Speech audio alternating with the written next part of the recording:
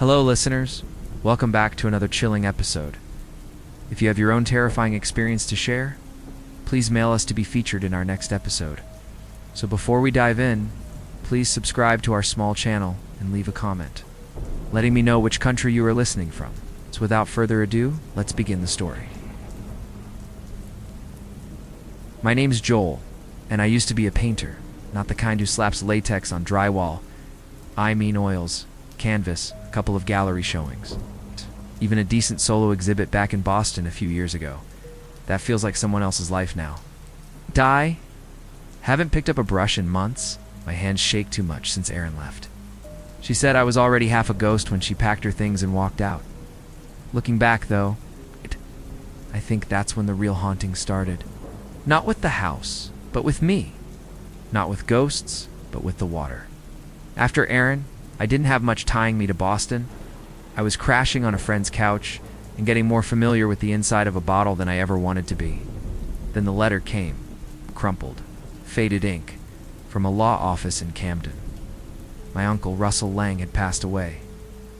I barely remembered him.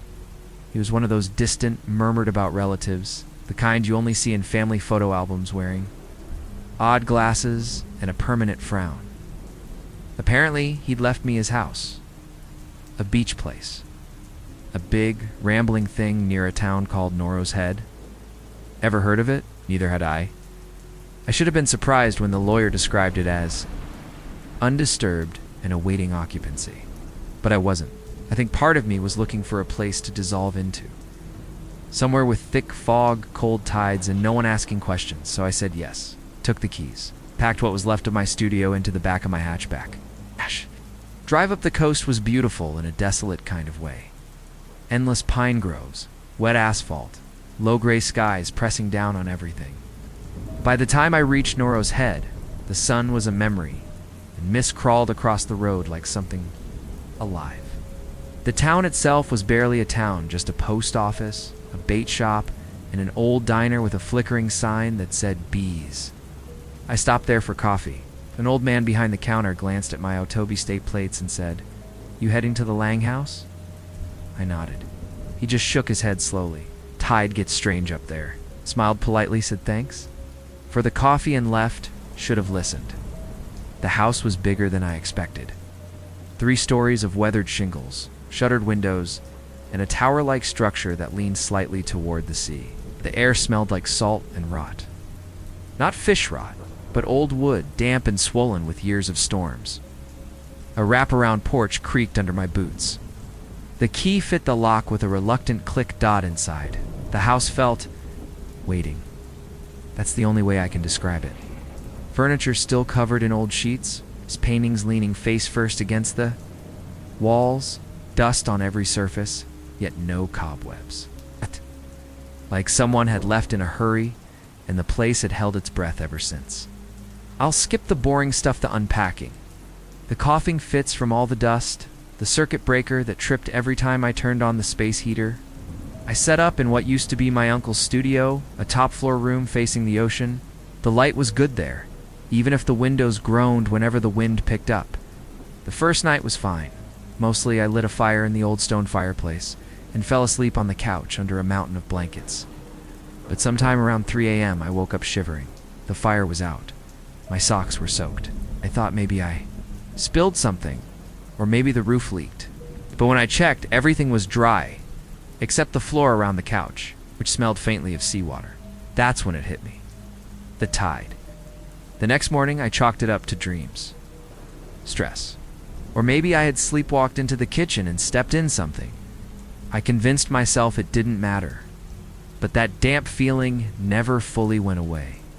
The floorboards in the main hallway stayed tacky under my feet, no matter how often I mopped them. I started hearing it on the second night, just past midnight. Low, rhythmic sound, like breathing, but slower. Wetter. I thought it was the wind at first, but then I realized it was coming from below, from the basement. Now, the basement in this house was sealed. The door to it, right under the stairs, was nailed shut. I found a dozen rusted nails driven into the frame like someone had panicked and didn't trust a single one to hold. I figured it was due to flooding, or maybe the house had a mold problem. Still ... Why seal it from the inside? There was no electricity in that part of the house. My flashlight barely pierced the darkness behind the cracks in the door. I swear I saw movement once, just a ripple of shadow. Could have been my own hand shaking. Probably was. Looking back, though, that should have been my cue to leave. On day 3, I found the first missing thing. My lighter. A silver one with my initials. A gift from Aaron back when I still smoked. I left it on the nightstand before. I went to bed, woke up, it was gone. Not misplaced gone. I tore the room apart looking for it. Later that day, I found it resting on the steps to the basement door, balanced perfectly, as if someone had placed it there or returned it by the end of the week. More things had disappeared. A paintbrush, my sketchbook, my phone charger. Each time, I'd find it hours later near the basement. It just nearby, as if the house was borrowing things, as if the house was trying to show me something. I started painting again. Not because I wanted to, but because I felt like I had to. Like the walls were closing in unless I let something out. My first painting in months was of a door underwater, swaying on its hinges, with pale fingers reaching through the cracks. It sold the moment I posted it online. A collector messaged me at 3 a.m., offering triple my usual rate. Should have. Thrilled me. But instead, I stared at the screen and felt cold all over. That night, the sound came again. Deeper now, like someone trying to talk through a mouthful of water. I pressed my ear to the basement door. There was something down there. I could feel it. I tried asking around in town, at B's Diner. The man who served me coffee the first day just shook his head again when I asked about my uncle. Russell sealed that place up for a reason, he said. Some rooms aren't meant to be opened. When I asked him what he meant by that, he only said, ask the ocean. It didn't. But my uncle died in a hospital bed miles inland. The death certificate said heart failure. So what the hell did he mean by the ocean took him? I didn't sleep well after that. I started hearing footsteps above my bed, dragging footsteps. But there was no one upstairs. I checked. Every time. Nothing. Just the wind howling against the glass and the faint, ever-present smell of salt. And every morning, that spot on the floor by the fireplace, always salty. I tried calling someone to help inspect the basement, maybe open it up properly. No one answered. The plumber I reached hung up when I mentioned the address. Another said, they don't service that stretch anymore. Should have left then. I should have burned the whole place down. But I stayed, because part of me wanted to know. Part of me needed to see what was behind that door. And that part of me? I think it wasn't really me at all. The days that followed took on a kind of strange, quiet rhythm. I'd wake up to the sound of gulls calling beyond the foggy shoreline, make myself strong black coffee in a chipped enamel mug. I found in the cupboard and sit on the porch bundled in flannel while the tide rolled in and out like a living breath. There was something hypnotic about that motion. The sea drawing near, then falling away again and again. I found myself breathing in time with it, matching its pace, letting the pull of it steady my nerves. The cold salt air cleared the fog. In my head better than any hangover cure I'd ever tried, and for the first time in months, I stopped thinking about Aaron every 5 minutes. That silence in my skull felt like a blessing. I leaned into it. I started putting the house back. In order, not in a full renovation, why, didn't have the tools or budget for that. But just enough to make it feel less like a tomb and more like a home. I dusted off the old studio, cleared out some furniture, and opened the windows to let the air circulate again. The walls were yellowed and cracked, and the wooden floor bent underfoot, but there was charm buried beneath the decay. I discovered a box of my uncle's things tucked under a sheet-covered table, old sketches, half-finished oil portraits, and a small journal full of cramped writing I couldn't bring myself to read just yet. It felt too private, like opening a stranger's diary. So I left it, though something about it kept pulling at me. Everywhere I looked, the house gave off this soft resistance, like it didn't quite want me there, but couldn't stop me either. The power flickered sometimes, but mostly it held. The fireplace took some coaxing, but once lit. It filled the room with a kind of warmth that felt deeper than heat's, something older, something almost ... affectionate. Maybe it was just the comfort of a steady flame in a strange place, but it made me feel watched in a good way, like the house was paying attention. I even hung one of my old paintings over the mantel. Looked better here than it ever did in the gallery. I walked the beach in the afternoons, usually around low tide.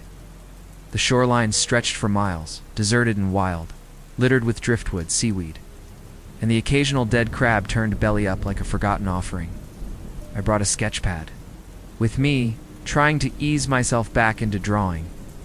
At first, I just did loose outlines of waves and rocks, but then I started sketching the house from different angles.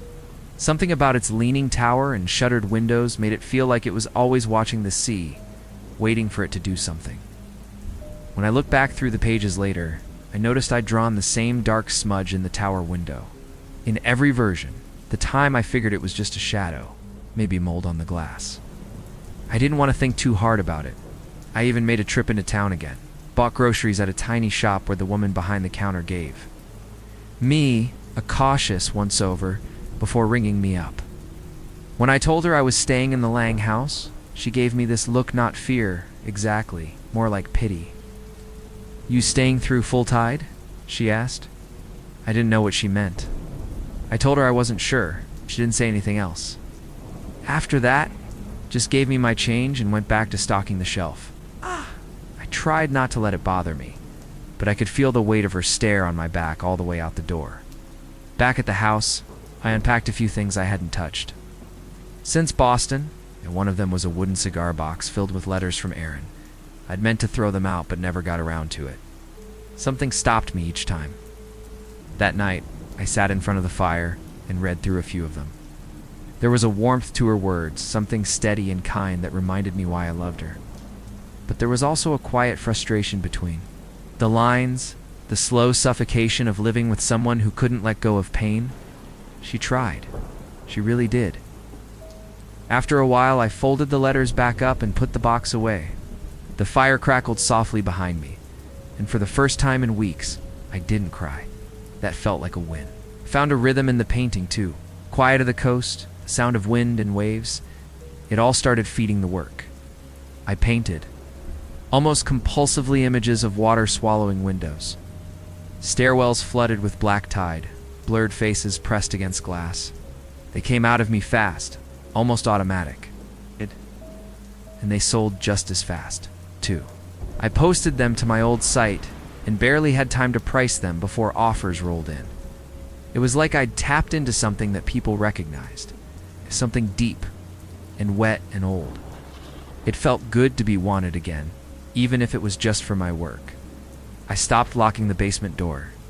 Not that I ever opened it, but I began to think of it more as part of the house, not an enemy. The noises from below hadn't come back since that first week. The damp spot near the fireplace started drying out. Maybe I just imagined the whole thing, even convinced myself the items that had gone missing were just due to stress, sleepwalking, distraction. I mean, I wasn't exactly in peak mental shape when I moved in. It was easy to blame myself. That comfort lasted longer than it should have, but then the dreams started. Long, slow dreams of walking underwater, through halls that groaned with tide pressure, of doors opening with thick sucking sounds revealing, rooms filled with dripping portraits and drowned voices that spoke without mouths. I'd wake up drenched in sweat, heart racing, the fire dead beside me, and my boots moved 2 feet from where I left them. Once I found seaweed on the floor by the bed, stringy and cold. I told myself it must have blown in from the porch, even though the door had been locked all night. Looking back, though, those days of false peace were just the tide pulling back, giving me space, letting me believe I was safe. The house had a pulse. I just couldn't hear it clearly yet, but soon I would. Soon the drowned room would start breathing again. When it did, it wouldn't be alone. The shift happened. So slowly that I didn't notice it at first. It's just small, stupid things. I'd walk into the kitchen, and the cabinet doors would be slightly open, even though I always closed them. Not flung wide, not swinging just open enough to catch the corner of your eye. I thought I was being careless. Maybe I bumped them and forgot. But it kept happening more than once a day. It wasn't just cabinets. The bedroom door would creak open at night, just enough for the hallway light to leak in, even though I remembered closing it. Once, I woke to find the front door unlocked. That shook me more than I wanted to admit. Told myself I must have forgotten, but that didn't make it feel better. Just made me question my own memory. And that's when it started to feel like maybe something else was trying to make me doubt. The real kicker was the sketchbook. It had been sitting on the coffee table beside the fireplace. It's filled with rough ideas and half-formed concepts for new paintings. One morning, it was gone. I tore the house apart looking for it, checked every room, even the attic. Nothing. A week later, I found it half wedged under the basement door. It looked dry, untouched, like someone had placed it there intentionally. The odd part, a new page had been drawn on. I don't remember doing it. It showed the living room exactly as it was, but flooded ankle deep in water. Every detail was perfect, right down to the cracked vase on the mantel. I stared at it for a long time, trying to recall if I'd done it in some trance or dream. But the longer I looked, the more certain I became. The drawing wasn't mine. The hand was too controlled, to clean.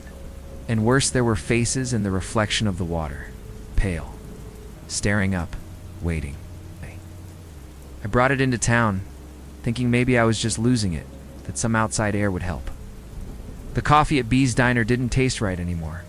It was the same brand, probably the same pot, but it was off like the beans had been soaked and dried in sea air.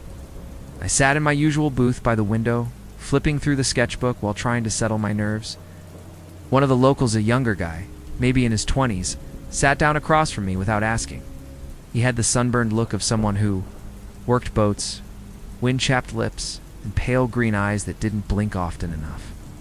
He didn't introduce himself, just said, "If you've been hearing things in that house, best not to answer." I asked him what he meant, trying not to sound too eager. He stared at me a moment longer, then shook his head. "The house listens. That's how it finds you." Then he got up and left, leaving behind the smell of seawater and old rope. Asked B about him after he left, and she gave me this look like I'd asked something too personal. "Don't worry about Jake," she said, drying a glass with a stained towel. "He lost his brother a few years back, drowned in a sinkhole down near the rocks. Body never came back up. He hasn't been right since." When I told her what, he said, she shrugged. "You know how folks around here get, always telling stories. Can't trust half of it." But she wouldn't look me in the eye. It told me more than anything else. Back at the house, the smell had changed. It wasn't mold or salt. It was deeper, like wet fabric left in a sealed bag for too long. That thick, waterlogged scent, that clings to your skin and won't wash off. I opened every window I could, but it didn't help. The smell was inside the walls, inside me. The next night, I woke up with my socks wet again. I hadn't even lit the fireplace that day. I walked barefoot through the house, heart pounding, trying to find the source. The kitchen floor was slick, with cold water, but only in a perfect circle. No puddles, no leak. Just a round wet spot, about 4 feet wide, like someone had stood there dripping for hours. I took a picture of it, but in the morning the photo showed nothing, just dry wood. That's when I started keeping a notebook of things that didn't make sense. Missing items, wet prints, changes in the air pressure. The list grew faster than I wanted it to. A few nights later, the basement door was open, not wide just. A sliver, barely more than an inch. Enough to see the darkness beyond it, thick and complete. I hadn't touched the nails, knew I hadn't, but they were gone. All of them. Lying in a neat row on the floor beside the doorframe, as if someone had unscrewed them one by one and laid them out like a warning or a gift. I didn't open the door any farther. I just stared at it, frozen, for what felt like 10 minutes. The smell coming from below was briny and thick, and I could swear I heard the faint sound of something sloshing. Not water. Breathing. Wet, labored breathing. Like lungs that had forgotten how to work. I slammed the door shut, dragged a chair over, and wedged it against the handle. I sat there until the sun rose. I tried calling the lawyer's office that had handled the inheritance. No one picked up. I sent an email, then another. No reply. I searched online for anything about the house's history. Russo Lang, Noro's head, local news. Oh. Nothing. Useful. Just a few mentions in old obituaries. A faded photo of the house from decades ago. But even in that picture, something felt wrong. There was a figure in the tower window. I zoomed in until the pixels blurred, but the shape remained a silhouette hunched forward, looking down toward the beach, like it was watching someone leave, or waiting for someone to arrive. Then I started hearing the voices. Faint at first, whispering under the floorboards, soft enough to be mistaken for the wind, but they grew stronger at night. I'd hear them in the walls, murmuring in a language I didn't recognize, or maybe no language at all. It felt like being underwater and catching parts of a conversation in onations without meaning. One night I thought I heard my name. Just once. Joel. It's drawn out, wet and breathless. I froze in bed, too afraid to move. Minutes passed. Nothing followed. I told myself it was a dream. But when I got up the next morning, they were damp. Fingerprints on the mirror above the sink. Long, thin, smudged across the glass like someone had been leaning in, watching me sleep. I finally opened my uncle's journal. The writing was frantic, the entries scrawled with uneven lines and ink blots. At first it was just notes about the property fixing shutters, sea air damage, rot in the lower foundation. But then, it changed. The tone shifted. He wrote about voices, wet footprints, dreams of drowning. He mentioned a room that wasn't on any of the blueprints, a sealed space under the house. It wasn't built. It grew, one entry said. The house feeds it. He called it the drowned room. The word sent a chill through me that no fire could fight. Looking back, though, that should have been when I packed a bag and drove. As far inland as I could, I should have slept in my car, lit a match, torched the place, and never looked back. But I didn't, because by then, something about the house had sunk into me. The tides in my blood didn't move like they used to. I wasn't afraid of drowning anymore. I was afraid of what I might see if the water finally cleared. The weather turned violent overnight. A sudden, sharp storm came in off the coast, the kind that doesn't show up in forecasts. I woke to the sound of waves crashing far too close, louder than I'd ever heard them before.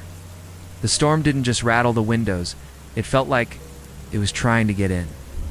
I went out on the porch, half asleep and barefoot, only to find the front steps submerged in 2 inches of seawater. The tide had come in unnaturally high, flooding the yard and licking the edge of the foundation. Checked. The time, it wasn't high tide. Not even close. There was no explanation for it. By sunrise, the water was gone again, leaving only strips of dried kelp hanging from the porch railings and an overturned crab, its legs twitching faintly, like something had just let go of it. I stopped sleeping through the night after that. Every time I closed my eyes, I'd wake up an hour later soaked in sweat or with actual water.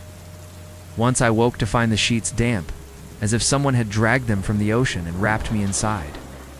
My skin smelled like brine, and my fingers were pruned as if I'd spent the night submerged. The worst part wasn't the wetness, it was the feeling that I wasn't alone, that while I slept, something was watching me breathe. Not with hatred or malice, but with want. That kind of hunger that has nothing to do with food. I started hearing footsteps again, heavier now, dragging along the floors like someone walking with soaked shoes. They moved slowly, without rhythm, pausing outside my bedroom door before continuing on. The creaks and thuds were no longer random. They had a shape, a path. Sometimes I'd hear them pacing the length of the hallway upstairs, even when I was up there, and I'd freeze mid-step, because I knew it wasn't me. I left bowls of salt by every doorframe, a trick I remembered from some ghost story. But they would be scattered by morning, like something had passed through them in a rush. One night, I caught my reflection moving out of sync. It happened in the bathroom. I bent down to wash my face, and when I looked back up, my reflection was still bent over, half a second behind. It snapped upright to match me, but the smile it wore didn't belong to me. My own face, but the eyes were darker, glassy. My lips pulled back just a little too far. I fell backward, knocking over a metal wastebasket, heart slamming in my chest. When I looked again, it was just me, tired, pale, and shaken.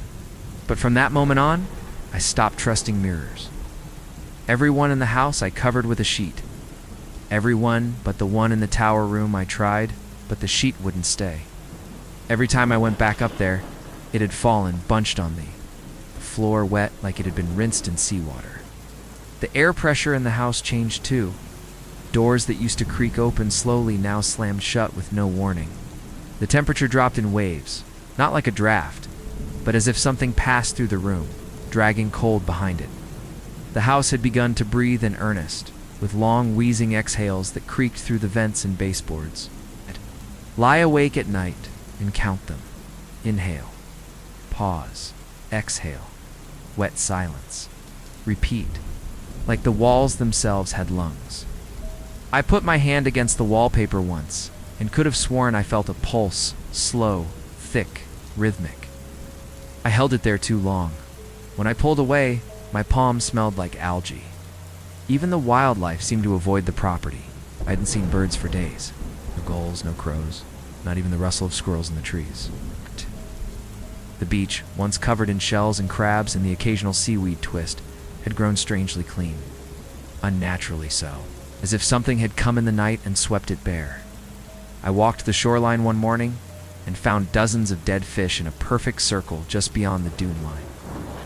Their eyes were still wet, as if they had just drowned. The tide hadn't reached that far, not unless it walked. I snapped a photo to prove it happened, but when I looked later, the image was blank. Just sand. No fish, no circle, just a patch of untouched beach. I tried calling a friend back in Boston, someone I trusted. I didn't want to tell her everything's just enough to get some perspective. I barely made it 3 sentences before the call dropped. Not a bad signal, just dead silence. When I called back, the line buzzed once and then went straight to voicemail. That night, my phone was gone. I found it the next morning under the kitchen table, powered off, battery drained. It was damp too, as if it had been submerged. Still worked somehow, but the call log had been wiped. Every number erased. Even the time and date had reset to 3:33 a.m., which felt like some cruel joke. That's when I started seeing them the drowned. Not in full, not like in movies, just flashes. A face in the window reflection while I brushed my teeth, a pale hand gripping the bedpost when I turned around, a shape moving behind the kitchen curtains. I never saw them directly. It was always from the corner of my eye, always just late enough that I could pretend it was imagination, but I knew better. The house was getting bolder. It didn't want to be subtle anymore. It wanted me to look. It wanted me to know. The final straw was the locked room. Hadn't noticed it before, tucked behind a slanted door frame in the basement hallway. Maybe it hadn't existed, or maybe I hadn't been allowed to see it. But that night it was there, a wooden door warped, from damp and covered in faint dark streaks. It didn't have a handle, just a keyhole shaped like an eye. I pressed my ear to it, and there it was again, the breathing. Louder now, closer, not just from the room, but from me, matching my own breath and rhythm. I whispered something, maybe my name, maybe a prayer, and the breath paused. Then a wet thud echoed from behind the door, like a body shifting in water. I ran back upstairs and didn't stop until I was in the attic, under blankets, clutching a rusted hammer like it could help. The next morning, the door was gone. Not locked, gone. Just bare wall where it had been, smooth as if it had never been there. But the nail heads from where the original basement door had been sealed, they were all gone too. The basement wasn't trying to keep anything in anymore. It was open now. Whatever it was holding, it had started to climb. Couldn't take it anymore. The sense of being watched, followed, measured in my own home had grown unbearable. The house no longer felt like it was hiding something. It felt like it was trying to show me something, and I was just too scared to see it. I reached a breaking point one morning when I found a trail of wet footprints leading from the basement door into the kitchen and back again. They were long, narrow, and wrong. The spacing was off too close together for someone walking normally, like the person had shuffled or dragged their legs. But what really rattled me was that the prints were mine. not like mine. Exactly mine. Same size, same arch, same missing toenail on the left foot. I hadn't gone near the basement that night, yet somehow I had, or something wearing me had. That afternoon, I finally went through the rest of Russell's journal. I had only skimmed before, looking for answers in scattered sentences, but now I forced myself to read every word. The early entries were dull repairs, complaints about the weather, comments on how the town was still sour with secrets. But about a third of the way through, the tone began to change. The handwriting grew smaller, more frantic. He started referencing the room beneath the foundation, calling it not a basement, not a cellar, but something older than either, something sunken. He mentioned tides that don't obey the moon and described hearing music through the walls at night, a kind of gurgling harmony, like breath and brass underwater. In one entry, dated a few weeks before his death, he wrote, "I saw my own reflection crawling up the stairs last night. I was asleep in bed, but I saw it. It turned to look at me and smiled. It had seaweed in its teeth. Wanted to put the book down right then, but I kept going." The final entry was short, written in shaky script. "They don't come from the sea. The sea is just the mouth. The house is the throat. And I am the breath." I read that line 5 times, trying to make sense of it, but the words only grew heavier with each repetition. After that, I couldn't sit still. I needed proof reel. Proof, not dreams, or sounds, or shadows. I tore apart the downstairs closet where Russell had stacked old supplies and forgotten tools. Behind a false wall panel, hidden under layers of paint and dust, I found a small metal lockbox. Inside was a roll of black and white photographs, thick and damp to the touch, even though the box had been sealed. The photos showed rooms I didn't recognize. Stone walls, strange carvings. A round wooden door submerged in what looked like dark water. In one image, someone was standing just outside the waterline, but their face had been scratched out violently. One photo had my name written on the back, not Russell's mine. It made no sense. These were decades old. My hands trembled as I held them, the edges soaked with salt. In the bottom of the box was a cassette tape labeled simply, the 9th of August, 78th. Room. I didn't even own a tape player, but the next day, I went into town to find one. The antique shop owner stared at me like I'd asked to borrow a coffin, but he sold me one cheap and fast. Back at the house, I locked the doors, unplugged everything, and sat in the center of the living room with the player on the floor. The tape hissed, then clicked into life. For the first minute, there was nothing but static. Then came a faint voice, Russell's, I think muttering about it, breathing again, and the walls sweating. He sounded afraid. There was a wet, squelching noise in the background, rhythmic, like water lapping in a barrel. Then he said something that chilled me. It watches from the drain. Always the drain. Don't fall asleep wet. A loud thud followed, then silence. I didn't finish the tape. I couldn't. My stomach turned, and I ripped it from the player like it might burn me. That night, I dreamed I was inside the drowned room. It wasn't a room, not really. It's more like a hollow in the earth. Stone walls pulsing with something. Behind them, I stood ankle-deep in dark water, and across from me was myself, but not quite. His skin had the sheen of something that had been underwater too long. Eyes were dull, ringed in gray, and he was smiling. He lifted his hand and pointed to the ceiling where light filtered through the boards above. I looked up and saw my own bedroom. I woke up screaming. The real discovery came the next day, when I checked the foundation. I don't know what pushed me to do it, maybe a lingering image from the dream, or maybe I was just desperate. I went outside and followed the base of the house, where a section jutted out beneath the study. There, hidden behind a thick bush of beach grass and vines, I found a warped hatch. It was small child-sized and secured with old chains that had long since rusted through. I pried it open, the hinges groaning like something exhaling for the first time in years.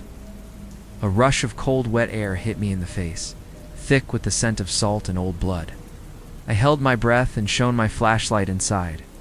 Stairs descended into the earth-not-built stairs, but carved, uneven stone, slick with moisture. At the bottom, just barely visible in the beam, was a door. A round one, wooden, and just above it, scrawled in what looked like charcoal or soot, was my name, not Joel. My full name, middle name included. My own handwriting fell back, nearly dropping the flashlight, heart hammering so loud I could hear it in my ears. I didn't go down, not then.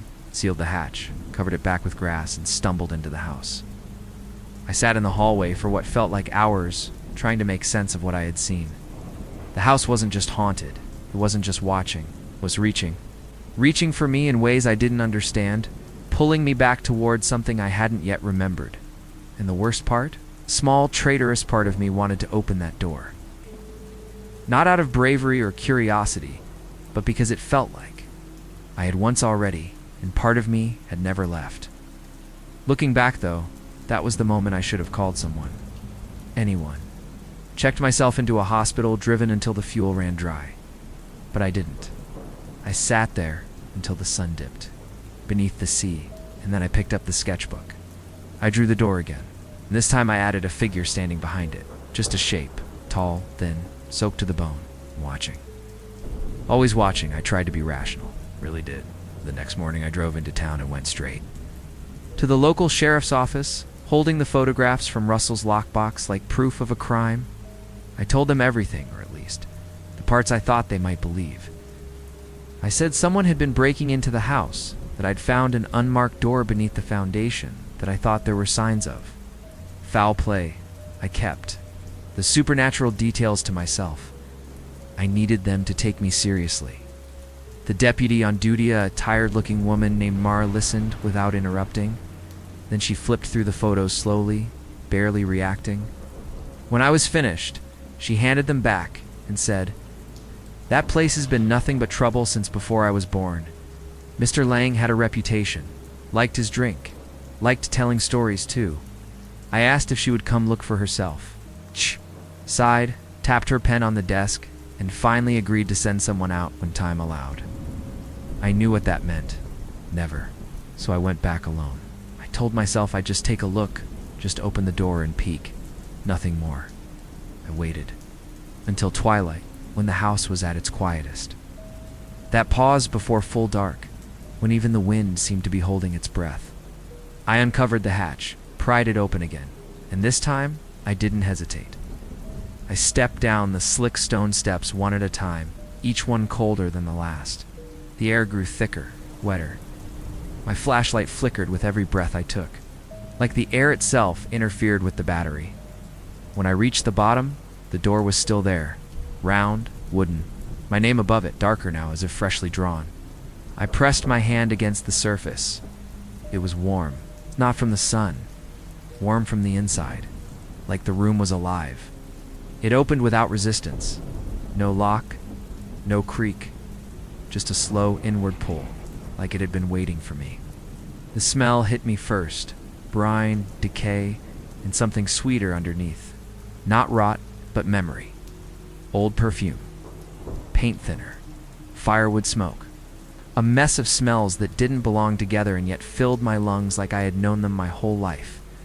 The room inside was impossibly large. The walls were carved stone, slick, with moisture. Pools of seawater collected in the grooves of the floor. In the center stood a shape I couldn't fully understand, a pillar.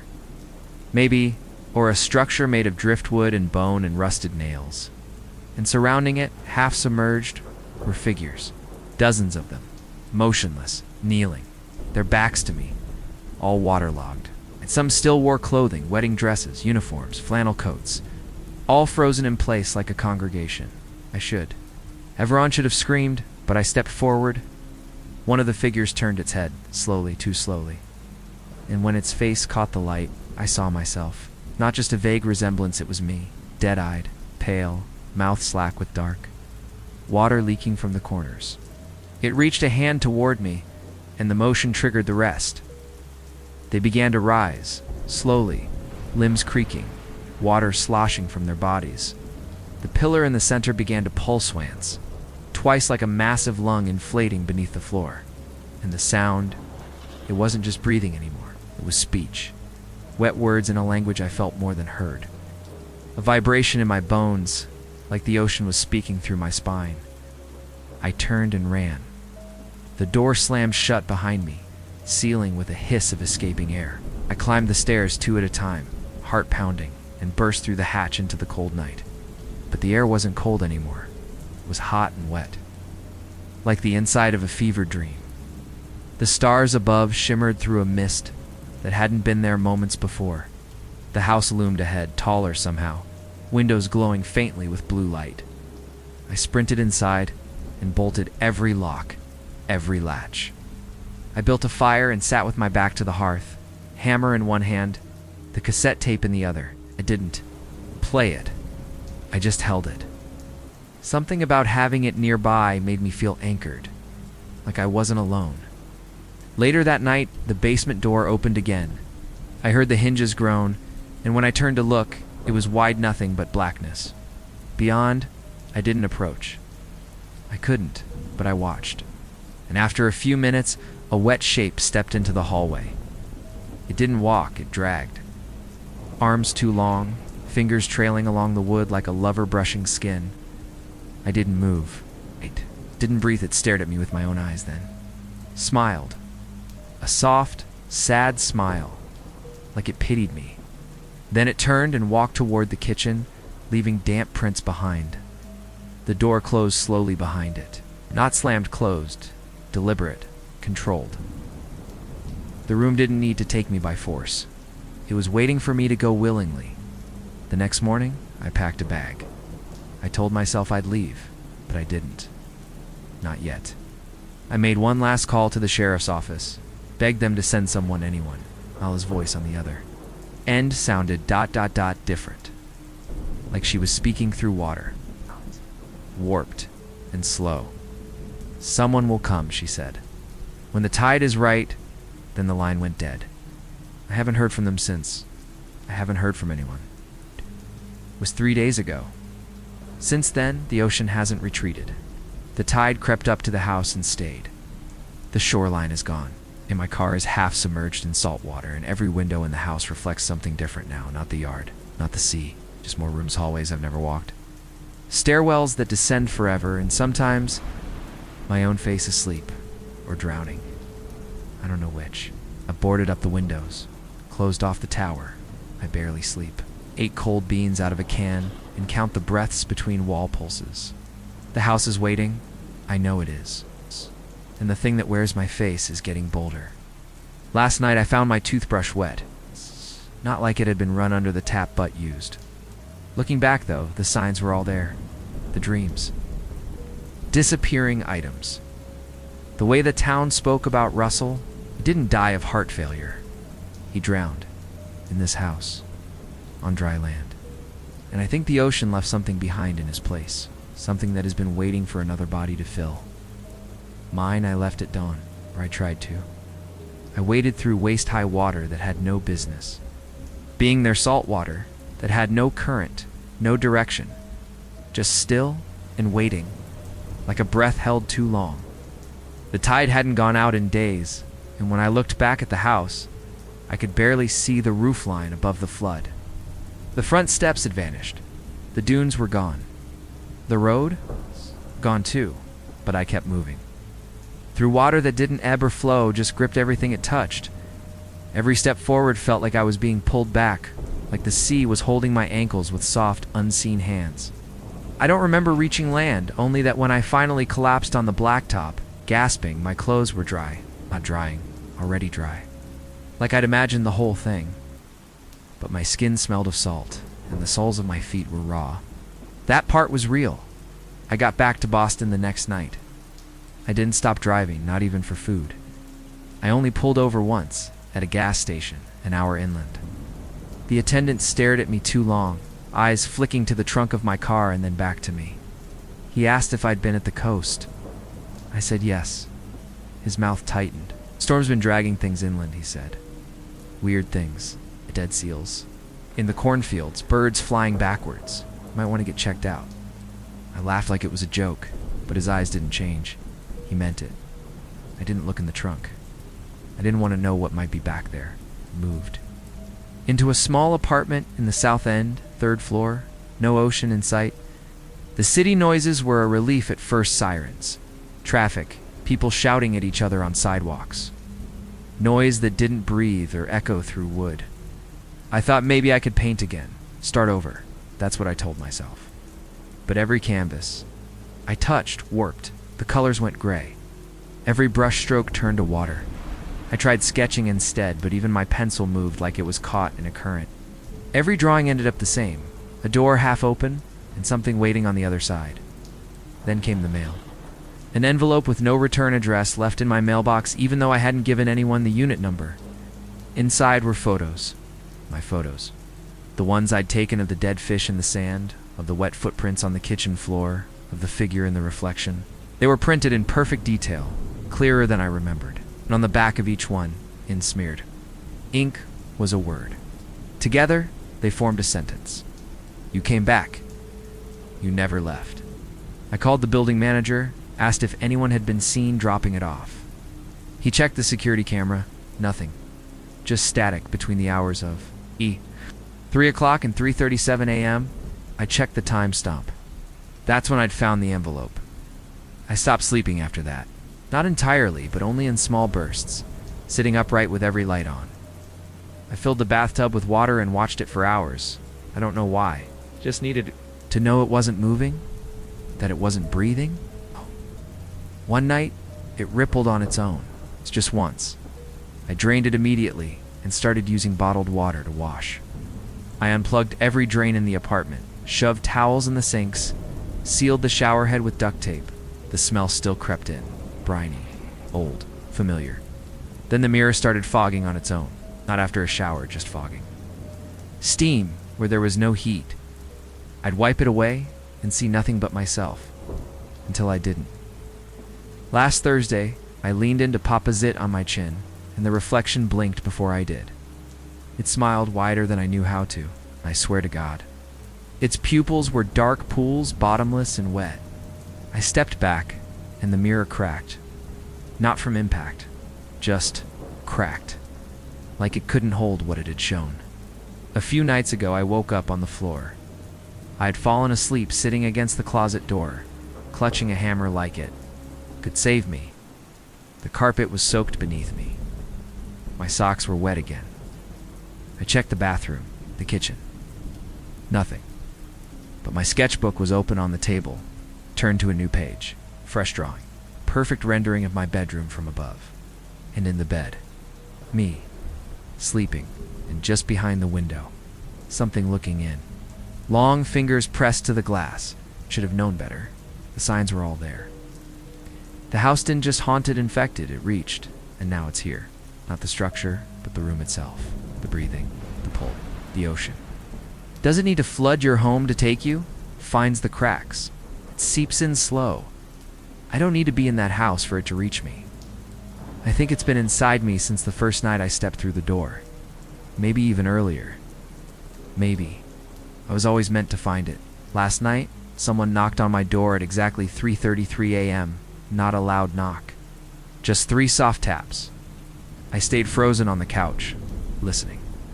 When I worked up the nerve to check the peephole, no one was there. But the carpet in front of the door was soaked. I didn't open it. I didn't have to, because right now, as I sit here writing this, I can hear it again. That slow inhale, that wet, dragging breath. Not from outside, from the walls, it from the pipes, from underneath. And just now, I got a text. No number. No contact. Just a photo. It's me, standing on the beach behind the house. I'm facing the sea. Behind me, stepping out from the surf, is the thing that wears my face. Been back to Noro's head. I never will. But I know it'll come to me eventually. I know that door is still open somewhere. And someday, maybe tonight, the tide will rise in my sleep. Not outside, but in. When it does, I won't wake. Up on the floor this time, I'll wake up kneeling in a circle, ankle deep in water, facing that pulsing wooden heart. I'll be one of them, watching the next one step through the door. So if you found this, if somehow you're reading these words, listen to me. Carefully, don't go to Noro's head. Don't open the door. Don't follow the tide, because the sea doesn't just take. It leaves something behind, and whatever it left in me, it's still waiting to be let out. I know how ridiculous this sounds, believe me, I do. Haunted beach, ghost widows, some cursed tide that pulls people into the sea. If you'd told me this story a year ago, I'd have rolled my eyes and asked what podcast you'd stolen it from, but something happened to us that summer, and even now I have trouble putting it into words. It's like trying to describe a dream that left bruises, or a memory that keeps changing each time you look at it. My name's Mason, and this all started when my mom decided we needed a break. Proper reset, she called it. Dad had moved out 2 months earlier. She was doing that overly cheerful thing, booking yoga retreats, reading books with titles like Reclaiming the Shoreline of Your Heart. The beach was her idea. Saltwater heels, she said. She found the listing for a little cottage on the New England coast, right on the edge of a place called Widow's Bay. We arrived in late June, just after school let out. It was supposed to be 2 weeks of family time, me, my younger sister Ivy, and our mom pretending everything was fine. The cottage was cute in that weathered nautical way blue shutters, rope netting nailed up on the porch, a wooden carving of a ship above the door. It smelled like cedar and salt when we walked in, with floors that groaned under every step and ceilings just low enough to remind you this was a place built long before electricity was a given. The beach was only 50 yards from the back door, separated by a patch of dune grass and a driftwood fence. That first night it felt like the right kind of quiet. No traffic, just waves. And for a while, I let myself believe this would be okay. The town itself, Marlin's Reach, was the kind of coastal village that only has one general store, a post office, and a seasonal ice cream shack run by a guy who looked like he hadn't seen the inside of a grocery store in 10 years. It had the usual stuff. Hand-painted signs, creaky docks, locals with leathery skin and accents that bent the word water into something you had to guess from context. Everyone seemed friendly enough, but there was this way they looked at us. Not hostile, exactly more like tired. Like they'd seen our type before and knew how it ended. The first real warning came from the old woman at the market. She stood by the saltwater taffy bin, holding a bag of red ones, and staring at Ivy like she was made of glass. "Oh, you're staying by the bay, aren't you?" she asked, more statement than question. Our mom smiled politely and said, "Yes, that..." We'd rented the Flanagan place. The woman nodded slowly, then whispered, "Don't let her walk the beach alone. Not when the tide's out. Especially not then." My mom laughed it off, said something about kids sleepwalking and overactive imaginations, but the woman didn't laugh. She just pressed the bag of taffy into Ivy's hand and said, "Keep her feet dry. The water remembers." Back at the cottage, we found a welcome note from the owners, a local couple named Jim and Darlene Flanagan. It was typed oddly formal and warned us about some seasonal ground fog that could roll in fast. "If you see lights near the surf at night, do not investigate," it read. "They are not boats." Mom chuckled when she read that part. "Local flavor," she said. "They're just leaning into the ghost stories for tourist effect." She folded the note and stuck it in a drawer. I didn't think much of it either. At that point, I was more worried about the weak Wi-Fi and whether the neighbors had a password I could steal. Ivy, though, she loved it. She was only 9, and the whole place felt like a fairy tale to her. She named the seagulls, collected smooth rocks, and spent hours building elaborate sandcastles, only for the tide to erase them each evening. She didn't mind. Said the ocean liked the gifts. I remember that line because of how serious she was when she said it. Not in a cute way either. She meant it. "The ocean doesn't like when you take without giving," she told me one afternoon, after I pocketed a piece of sea glass. "It watches." I gave the glass back. Ivy nodded like that made things square again. Days passed quietly. At first, long walks, sandwiches wrapped in wax paper, books that smelled like sunscreen and damp paper. We played board games when the power flickered and cooked hot dogs over an old grill in the sand, but even then something felt strange. The way the tide shifted didn't make sense. It would recede far too quickly some nights, then come rushing in as if called. And always at twilight, the fog would start to roll in, not from the sea, but from the woods behind the house. Crept low and fast, blanketing the dunes in thick white, until the whole beach vanished. We joked about it at first, called it ghost, weather, then came the sobbing. Ivy was the first to hear it. She shook me awake one night, whispering, "They're crying again." I sat up, heart pounding, but all I heard was the surf. Ivy insisted she heard voices, women crying, far off near the beach. I told her it was probably seagulls or some animal, but she just shook her head. "They missed someone," she said, and went back to sleep like it was the most normal thing. In the world, I didn't sleep much after that. Each night, I listened. After a while, I started hearing it too low, soft and full of grief. The sound of someone who doesn't expect to be heard. We weren't the only ones. Mom started asking around when she picked up groceries, and people changed the subject fast. One woman told her, flat out, best to keep the little one inside after dark, especially if she's the wandering type. That word wandering stuck with me, because Ivy had started sleepwalking. We'd find her standing by the back door in the middle of the night, barefoot, eyes half open, mumbling things like they're waiting, and it's almost time. We started locking the doors, hiding the keys, but she'd still get out. I found her one morning standing ankle deep in the surf, staring at the horizon. Her nightgown was soaked, but she wasn't shivering. She just looked calm. Looking back, though, I think that was when things began to really change. Sobbing. The fog, Ivy sleepwalking it, wasn't random. It was all part of something pulling us in, like a current under the surface. We were already drifting, and we didn't even know it. Not yet. My mom always said that small towns have their own rhythms, things they don't write down, but everyone just seems to know. It was definitely true of Marlin's Reach. The longer we stayed, the more I noticed how people timed their days around the water, not the clock. Shops opened and closed not at noon or 5, but before the tide or after low drift.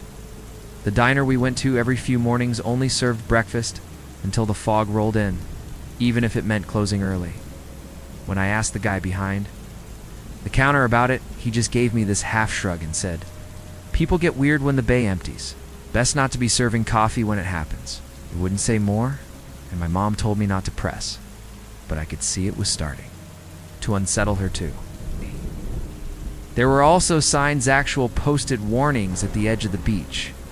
Not the kind you'd expect. No red flags about rip currents or jellyfish.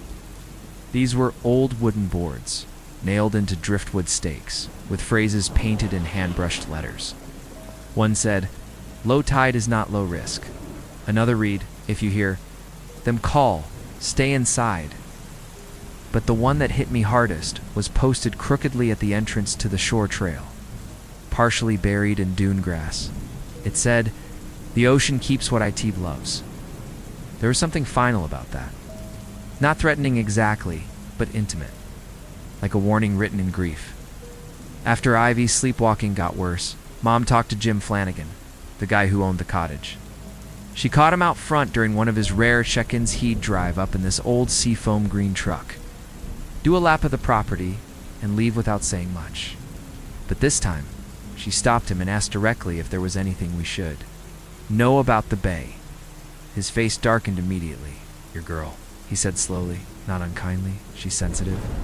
Mom looked confused. "Sensitive how?" Jim hesitated. "Some kids. They pick up the call easier than others. The bay doesn't take everyone, just the ones who already feel it." He looked down at Ivy, who was digging a perfect circle in the sand nearby, and added, "You need to keep her dry at night." Water carries memory. That phrase stuck with me. Not water remembers, like the woman in the market had said, but water carries memory, like it could pass something between bodies, between generations. That night, we found a small booklet. Tucked in the kitchen drawer, one of those local guide things that usually lists lighthouses and crab shacks. But this one had a page that read more like rules than recommendations. It was titled "Safe Practices for Visitors to Widow's Bay." It had a list. Avoid the beach within 1 hour of the lowest tide point. Do not walk barefoot after dusk, even indoors. Keep windows closed on foggy nights. Never answer when you hear your name called from the water. If someone begins sleepwalking, do not wake them directly. Salt their feet and guide them home. We laughed about it at first.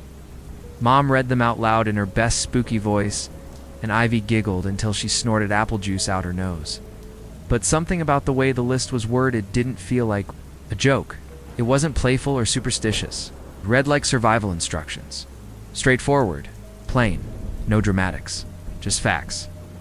The more time we spent by the bay, the more things started to make sense.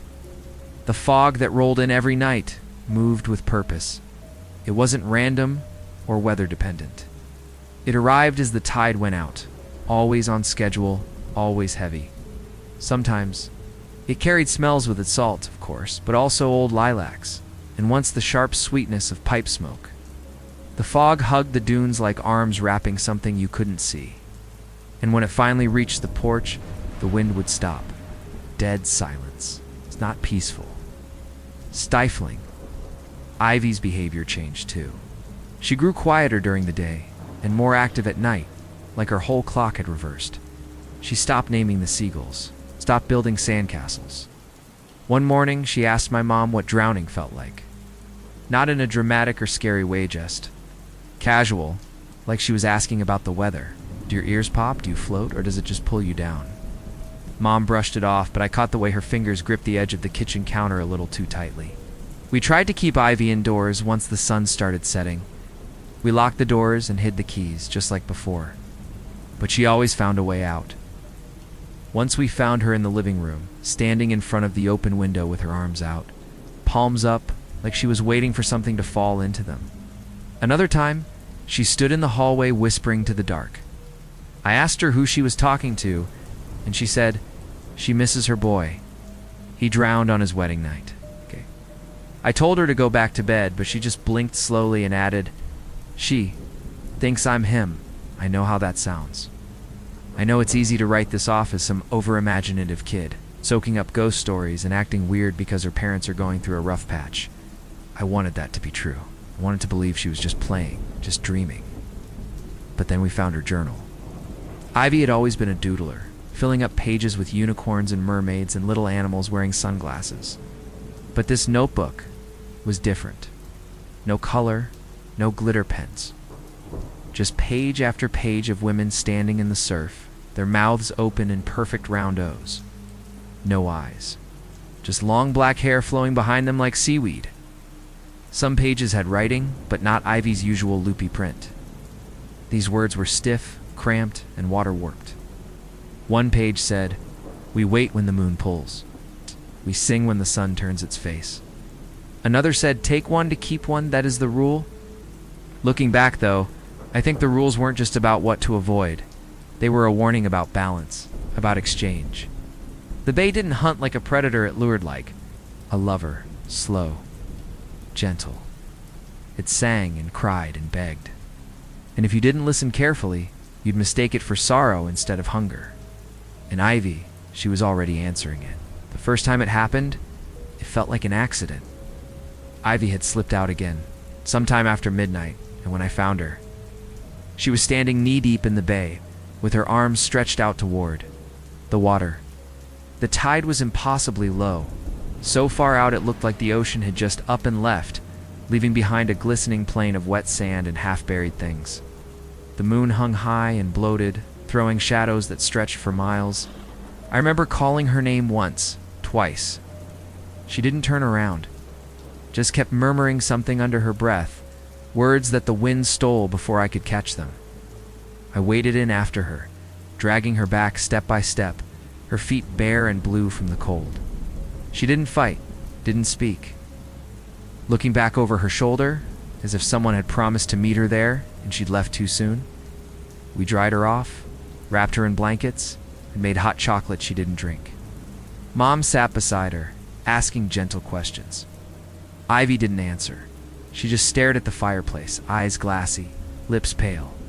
Later that morning, I found a puddle in the hallway. It's just water. No leaks above, no spill to blame. Puddle sat, a seashell, spiraled and cracked, still glistening with wet sand. I picked it up, and it was warm, not sun warm, like breath warm. I didn't tell Mom about it. Something about it felt too personal, too deliberate, like a gift meant. Only for Ivy, in the days that followed, Ivy became obsessed with the tide schedule. She started tracking it with a pencil on the inside of the kitchen cabinet, marking each low tide with a dot, and each night it cried with a little teardrop shape. She didn't call them ghosts or spirits, she called them the widows, like it was a name she'd always known. When I asked her why, she said, because they're looking for the ones who never came back. I asked her how she knew that, and she just smiled like I'd asked her what 1 + 1 was. They told me, she said. Mom tried to act normal. She insisted we keep our days busy board games, beach walks, day trips into nearby towns. We even did a silly low-tide picnic one afternoon, spreading out a blanket near the receding shoreline and pretending it was just another quirky coastal tradition. I went along with it, because pretending is easier than admitting something's wrong. But even during that picnic, I could feel it. The bay was too quiet, a kind of silence. That isn't peaceful, but full like a breath held by something massive just beneath the surface. Ivy didn't eat. She just walked the perimeter of our blanket again and again, drawing shapes into the sand with her toes. Circles mostly, sometimes spirals. And once, I swear she wrote a name. That evening, the tide went out farther than we'd ever seen. The whole bay emptied like someone had pulled a stopper. Rocks jutted up from the mud, slick with algae. Twisted metal remains of what must have been boats long ago littered the seabed. It didn't feel like we were looking at a beach anymore. It felt like a graveyard. And just before dusk, the fog came. It's thicker than usual. We stood on the porch and watched as it slithered through the dunes, brushing against the tall grass-like fingers through hair. And then we heard it again, sobbing. Not loud, not dramatic. Just soft, continuous crying, carried on the breeze like a lullaby that had long since lost its melody.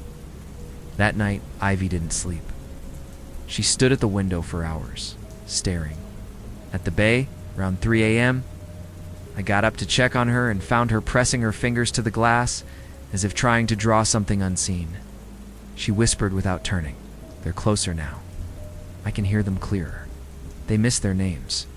I didn't know what that meant, but it felt true. True, like it belonged to something much older than us. The next morning, Ivy asked if she could walk the beach alone. Mom said no, but Ivy didn't argue. She just nodded, then spent the rest of the day humming under her breath. The tune had no real pattern, but I started hearing it everywhere in the wind. In the scrape of branches against the cottage siding, even in the sound of the faucet when I ran the water, like the bay was trying to sing it back to her. That night, I dreamt of women standing on the sand in long black dresses, their backs to me, shoulders trembling with sobs. One of them turned around, but her face was a blank smear, smooth as porcelain. She reached toward me, and when I woke, my bedsheets were damp, and my pillow smelled faintly of lilac and sea salt. We weren't the only ones noticing. Jim Flanagan stopped by again, this time unprompted. He didn't come inside, just stood on the porch with his hat in his hands. Something's moving in the water, he said to Mom, eyes never quite meeting hers. Not just stories anymore. Last week, 3 dogs went missing. Locals won't walk the shore after dusk. Mom asked him point blank what was happening. He hesitated, then said, "The bay was never ours. It's full of old grief, and old grief wants company." Then he left without another word. That night, we tried an experiment. We all slept in the same room, Mom, Ivy, and me on a mattress dragged into the living room, the doors locked, the windows sealed tight. We sprinkled salt across the windowsills and kept a flashlight on all night. It didn't help. Around 2:30, Ivy sat bolt upright, eyes wide open. She didn't say a word. She just pointed to the back door. When we checked it, the lock was undone, the chain dangling. There were wet footprints on the floor, small, bare, leading from the back steps to the door and then stopping. No prints. Back out. Just in. Looking back, though, that was the moment I knew this wasn't something we could wait out. We weren't just visitors anymore. We'd stepped into something that had its own rules, its own history. And Ivy, whether she meant to or not, had begun to follow those rules. She was part of the pattern now, and the tide.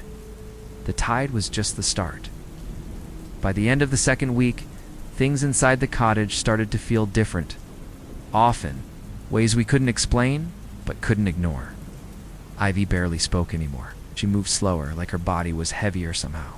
Her eyes stayed fixed on the windows, especially at night, and when she did talk, her voice carried a strange echo to it, like it was coming from somewhere just behind her, not from inside her chest. I caught her humming that same tune again. One morning, except this time, it wasn't under her breath, it was full volume, slow and watery like she was singing through a dream. Mom tried to break the tension by baking. She made cookies, banana bread, a lemon pie that nobody touched. We all knew the truth. No one in that house was hungry anymore. The fog came earlier each night, and by now we expected it. It would slide down the dunes like a sheet, clinging low to the grass and brushing against the windows with silent fingers. We kept the lights low and the doors bolted, but somehow, the fog always found its way in, not visibly, not like it poured under the doorframe. But you could smell it brine in old flowers, like a bouquet left too long in water. I'd wake up and find condensation on the mirrors, on the insides of windows, even on the pages of Ivy's drawings. And each morning, the moisture would dry, but the drawings would change. Faces now. Just outlines at first, long hair, wide. Eyes gaping mouths, but they became clearer each day. One morning I caught her staring at a spot on the wall for nearly an hour. She didn't blink, didn't shift, just stood there, eyes wide, like she was watching something move that we couldn't see. When I gently put my hand on her shoulder, she said, "She wants to know if I remember her name." I asked who she was, and Ivy frowned like it should have been obvious. The bride. The one who drowned for love. When I asked her to explain, she shrugged and walked away like the conversation had already ended. That was when I noticed. The bottom of her nightgown wet again, encrusted with sand around the hem. Mom finally tried to call Dad. She hadn't spoken to him since the move. And I think she hoped hearing a familiar voice would shake her out of the spiral. The call didn't go through. She tried 5 times. Then my phone stopped working. Then the television refused to show anything but static. Even our flashlights started dimming faster than they should have, the batteries draining in hours instead of days. It felt like the house was cutting us off piece by piece, closing the exits one by one. On the 7th night, we saw them. Not just heard them, saw them. It was just past 3 a.m., and the moon was low and orange, hanging like a cracked yoke over the sea. I woke up to find Ivy gone again. We ran through the cottage, every room, every closet, even the crawl space under the stairs. But she wasn't there. The back door was open. We bolted toward the beach, flashlights slicing through the thick mist, the air cold enough to sting. And then we saw her standing knee-deep in the water, arms raised, eyes closed. Surrounding her were figures, not fully solid, not transparent either. Something in between. They wore long dresses, black and dripping, their hair floating around their heads like strands of kelp. Their faces weren't screaming or angry, they were mournful. So heartbreakingly sad it made your chest hurt. One of them reached for Ivy, and I screamed her name. She turned, but her face was blank, her eyes reflecting nothing. We ran into the water and dragged her back. The figures didn't follow. They just stood there, hands at their sides, watching. Mom sobbed the whole time. Ivy didn't cry. She didn't even blink. She whispered something over and over, "They know me. They know me now." Back in the cottage, wrapped in every towel we had, she finally fell asleep. But I didn't. I sat up all night by her bed with the lights on, the salt jar clutched, in my lap like it might actually help. The next morning, we tried to leave, packed our things, shoved everything into the car, didn't even lock the door behind us. But when we got to the edge of the town, a tree had fallen across the only road in or out. Thick, ancient, too heavy to move. We backed up, tried the old side road near the marina, flooded. The water reached past the tires before we even got. Halfway down, it was like the bay itself was holding us in, like it wasn't done with us yet. We drove back to the cottage in silence. Ivy hummed the whole way. That afternoon, we went back into town to ask for help. But people avoided us. The woman at the market wouldn't look at us. The diner was closed with a hand-painted sign. out for the tide. Even the post office was locked. It felt like the entire town had gone into hiding. Finally, we found Jim Flanagan down by the docks, standing at the edge of the pier with his boots nearly in the water. Mom begged him, tears in her voice, to help, to explain. Jim turned slowly, eyes rimmed red, and said, "I told you the Bay remembers she was chosen. Now the only thing you can do is trade." Mom asked, "Trade what?" He looked down at the water. "You know the answer already?" Then he walked into the fog and didn't come back. Looking back, though, that was the night I realized we weren't just watching the haunting, we were part of it.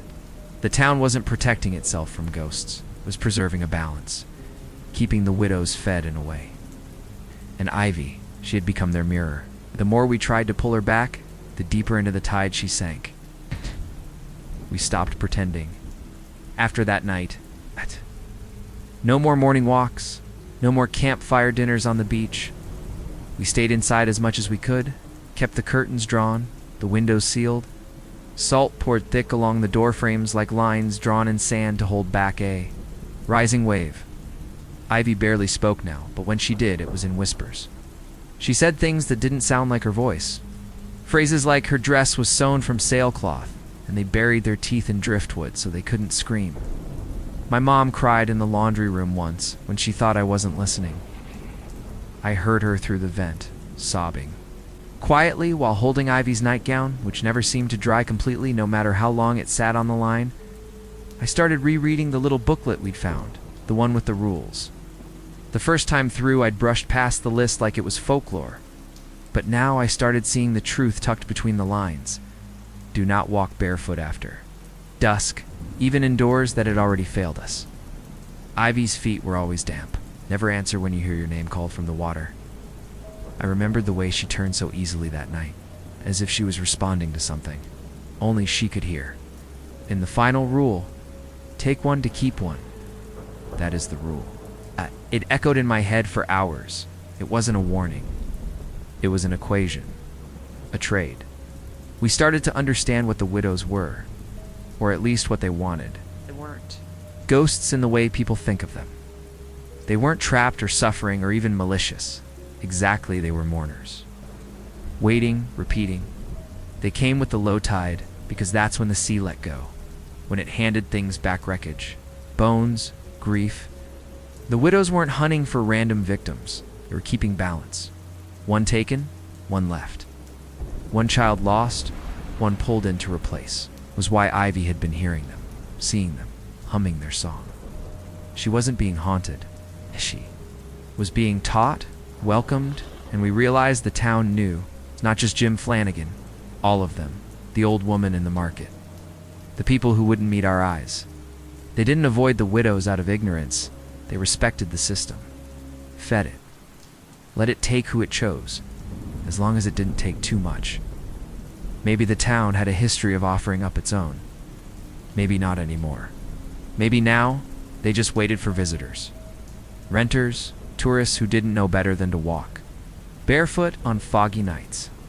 That's why the rentals were so cheap. That's why the Wi-Fi never worked. That's why the warnings were painted on weathered wood instead of printed brochures. We weren't the first. I tried to talk to Ivy, really talk to her one last time. We sat on her bed in the late afternoon, sunlight slanting through the blinds in dusty gold streaks. She was drawing again.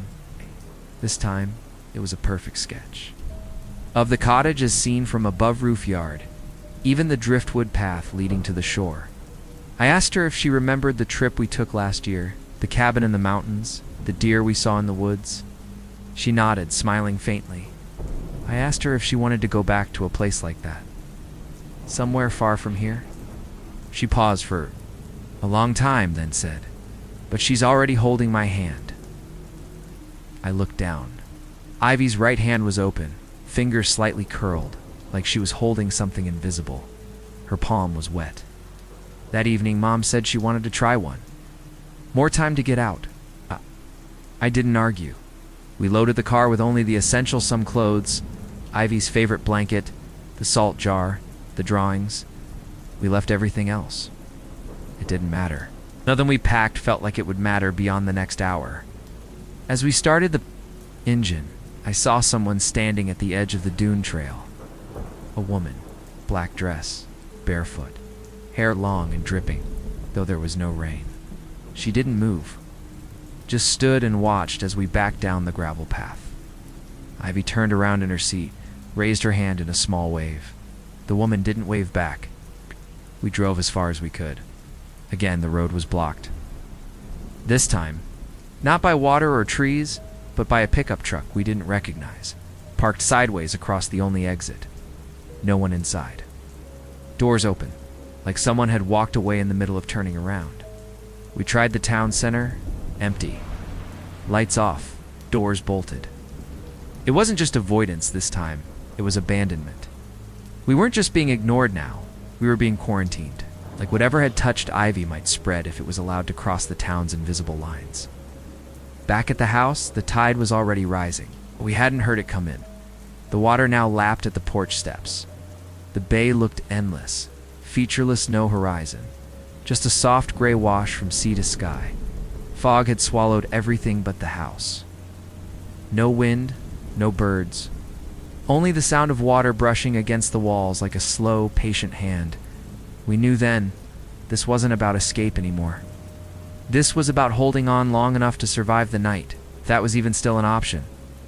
Looking back, though, I don't think the widows ever truly wanted to hurt us. That was never the point. They were just trying to fix something broken, to mend a gap. And Ivy fit the shape of that gap too well. She was small, quiet, open in ways the rest of us weren't. The ocean had spoken, and Ivy had listened. And maybe somewhere deep down, a part of her had been listening long before we ever got here. That night was different from all the others. The air was thick with pressure, the kind that settles into your skin and makes your ears ring without. A sound Ivy didn't hum. She didn't speak. She just sat on the floor near the door, cross-legged, facing the sea. Her hand moved slowly, tracing invisible shapes on the wood, as if she were drawing maps for something to follow. Mom tried to pull her away, to carry her to bed, but Ivy twisted free, not violently, not with fear, just firmly. "It's almost time," she said. "The water's ready." I didn't know what that meant, not then. The fog rolled in earlier than ever before. By 8 p.m., the windows were blanked out and the sound of the waves had changed, no longer rhythmic and distant. It was closer, louder, like it had moved up beneath the floorboards. The cottage creaked with every gust of wet air, like the whole place was being slowly soaked from the inside out. Doors warped. The salt lines we'd poured days earlier had faded, smudged, as though something had walked right through them without. Slowing down at 2:11 a.m., Ivy vanished. One moment she was asleep on the couch under her blanket, and the next, the blanket was empty. The front door was open wide, unlatched. No noise made, no creak from the hinges. We ran into the fog without thinking, flashlights in hand, shoes half on, screaming her name into the choking gray. My voice cracked by the third minute. My mom's. By the fifth. The fog was so thick, it swallowed the beams of our lights entirely. We couldn't see more than a few feet ahead, but we kept running, stumbling down the path toward the shoreline. And then we saw her. Ivy was standing on the beach where the water had just begun to rise again, the tide, as if answering to her. Presence had returned not as waves, but as a slow, deliberate swell, like something being exhaled from the deep. Ivy's arms were at her sides. Her face was blank. Surrounding her were the widows, dozens of them. They stood in the water, half submerged, their dresses flowing like seaweed, their mouths open in silent mourning. They weren't looking at Ivy, they were looking at us. We charged forward. My mom screamed Ivy's name, louder than I'd ever heard her scream in her life. I grabbed her hand, the cold of her skin like something freshly pulled from a grave. She didn't react, didn't flinch, just whispered, "I was supposed to stay," and the water surged. It came in fast, up to our knees in seconds, dragging sand and stones around our ankles. One of the widows stepped closer, her face full of grief so deep it made my stomach twist. She raised her hand, not to attack but to reach, to plead. I knew what she was asking. A choice. Ivy or someone else. For a moment, it felt like the whole world was still. No noise but the water. no movement but the pull of the tide. I looked at my mom, soaked and crying, holding Ivy to her chest like she could anchor her with sheer will. And I realized then we weren't going to make it all out, not unless something changed, not unless someone did the impossible and turned away. I grabbed the salt jar from my jacket and hurled it into the surf, shattering it between the widows and us. They recoiled not in pain, but in memory. The salt shimmered in the fog like fireflies. The spell was broken just long enough. We ran. The water chased us back to the house, pushing with each step, soaking the dunes, slapping the boards of the porch before we slammed the door shut behind us. Inside, we were soaked and shaking, our breath fogging the air. Ivy collapsed in Mom's arms, her lips moving silently. I couldn't hear the words, but I knew she was still speaking to them. To the ones outside, to the ones still waiting in the water. We didn't sleep. We sat there on the floor until dawn, waiting for the sound of the tide pulling back. When the first light of morning crept through the windows, the fog had thinned and the water had retreated. The beach was empty, no figures, no footprints. Just a soaked shoreline and a handful of black seaweed twisting on the sand like hair. Ivy woke up different. Not blank, but changed. Quieter, heavier in her body. She asked if we could go home now. And this time when we packed, the road was clear. No trees. No flood. Just open road. We didn't talk during the drive. Ivy slept in the back seat the whole way. Mom stared straight ahead. Her hands didn't leave 10 and 2. I looked out the window and waited for something to follow us. A car, shape in the rear view, a voice on the wind, but nothing came. The widows had made their choice. For now, looking back though, it never really felt like a victory. We weren't faster than them. We didn't outsmart them. We just gave them enough of what they wanted to be allowed to leave. And Ivy, she's never been the same. We made it home before nightfall the next day. No flat tires, no detours. No blocked roads, just open asphalt and gray skies that, for the first time in weeks, didn't feel like they were watching us. We didn't tell anyone where we'd been. No vacation photos, no posts online, just silence. Mom called it a bad trip when friends asked, said the weather didn't cooperate, said we left early because Ivy wasn't feeling well. No one asked more than once. People don't really want to hear about haunted beach towns or daughters who sleepwalk into the sea. They just want to nod and move on. Ivy returned to school in the fall, and on the surface, things looked normal. She didn't talk about the bay, didn't draw widows or waves or figures in the fog anymore. But she also didn't draw anything at all. Her notebook stayed blank. Her grades held steady, but she spoke less, smiled less, and she stopped singing entirely. She used to hum constantly while brushing her teeth, while picking out cereal, while walking to the mailbox. Now, nothing. Just silence where her music used to be. It was like part of her was still kneeling in that tide, still hearing something. The rest of us couldn't. Mom tried to cope in the way she always had therapy. Long walks, herbal tea she never finished. She burned sage in the corners of Ivy's room and left a bowl of salt near every window. Not because she believed it would help, but because doing something felt better than doing nothing. I heard her cry most nights, quietly into her pillow, or in the shower. She thought I didn't hear, but I always did. That grief doesn't leave, just changes shape. As for me, I still check tide charts every day. It's a habit now. So I'll be halfway through an assignment or a movie or dinner, and suddenly I'll think, what's the tide like in Widow's Bay right now? Is it low? Are they walking the beach again, searching for new names to call? Sometimes I dream about them. Not like nightmares exactly, just presence. I see them in the fog outside my window, even when I know I'm 100 miles from the sea. They never speak in the dreams. They just look at me as if they're waiting for me to remember something I've tried to forget. 6 months after we got back, Ivy found something on the front steps. It was early spring. She was taking out the trash when she stopped dead still and called for us. Sitting neatly at the edge of the doormat was a small object wrapped in kelp, tied with seagrass. We unwrapped it carefully. Inside was a flat piece of driftwood, bleached pale and smooth as bone. A single word was carved into its surface: promise. Nothing else. No note. No sign of who had left it. The porch had been dry. There were no wet footprints. No damp trail leading to the street. Just that word, waiting. We didn't talk about it. We burned it that night in the fireplace. The wood hissed like it was full of seawater, and the smoke smelled faintly of brine and lilac. Ivy didn't speak for the rest of the evening. She just sat cross-legged near the flames, watching them flicker.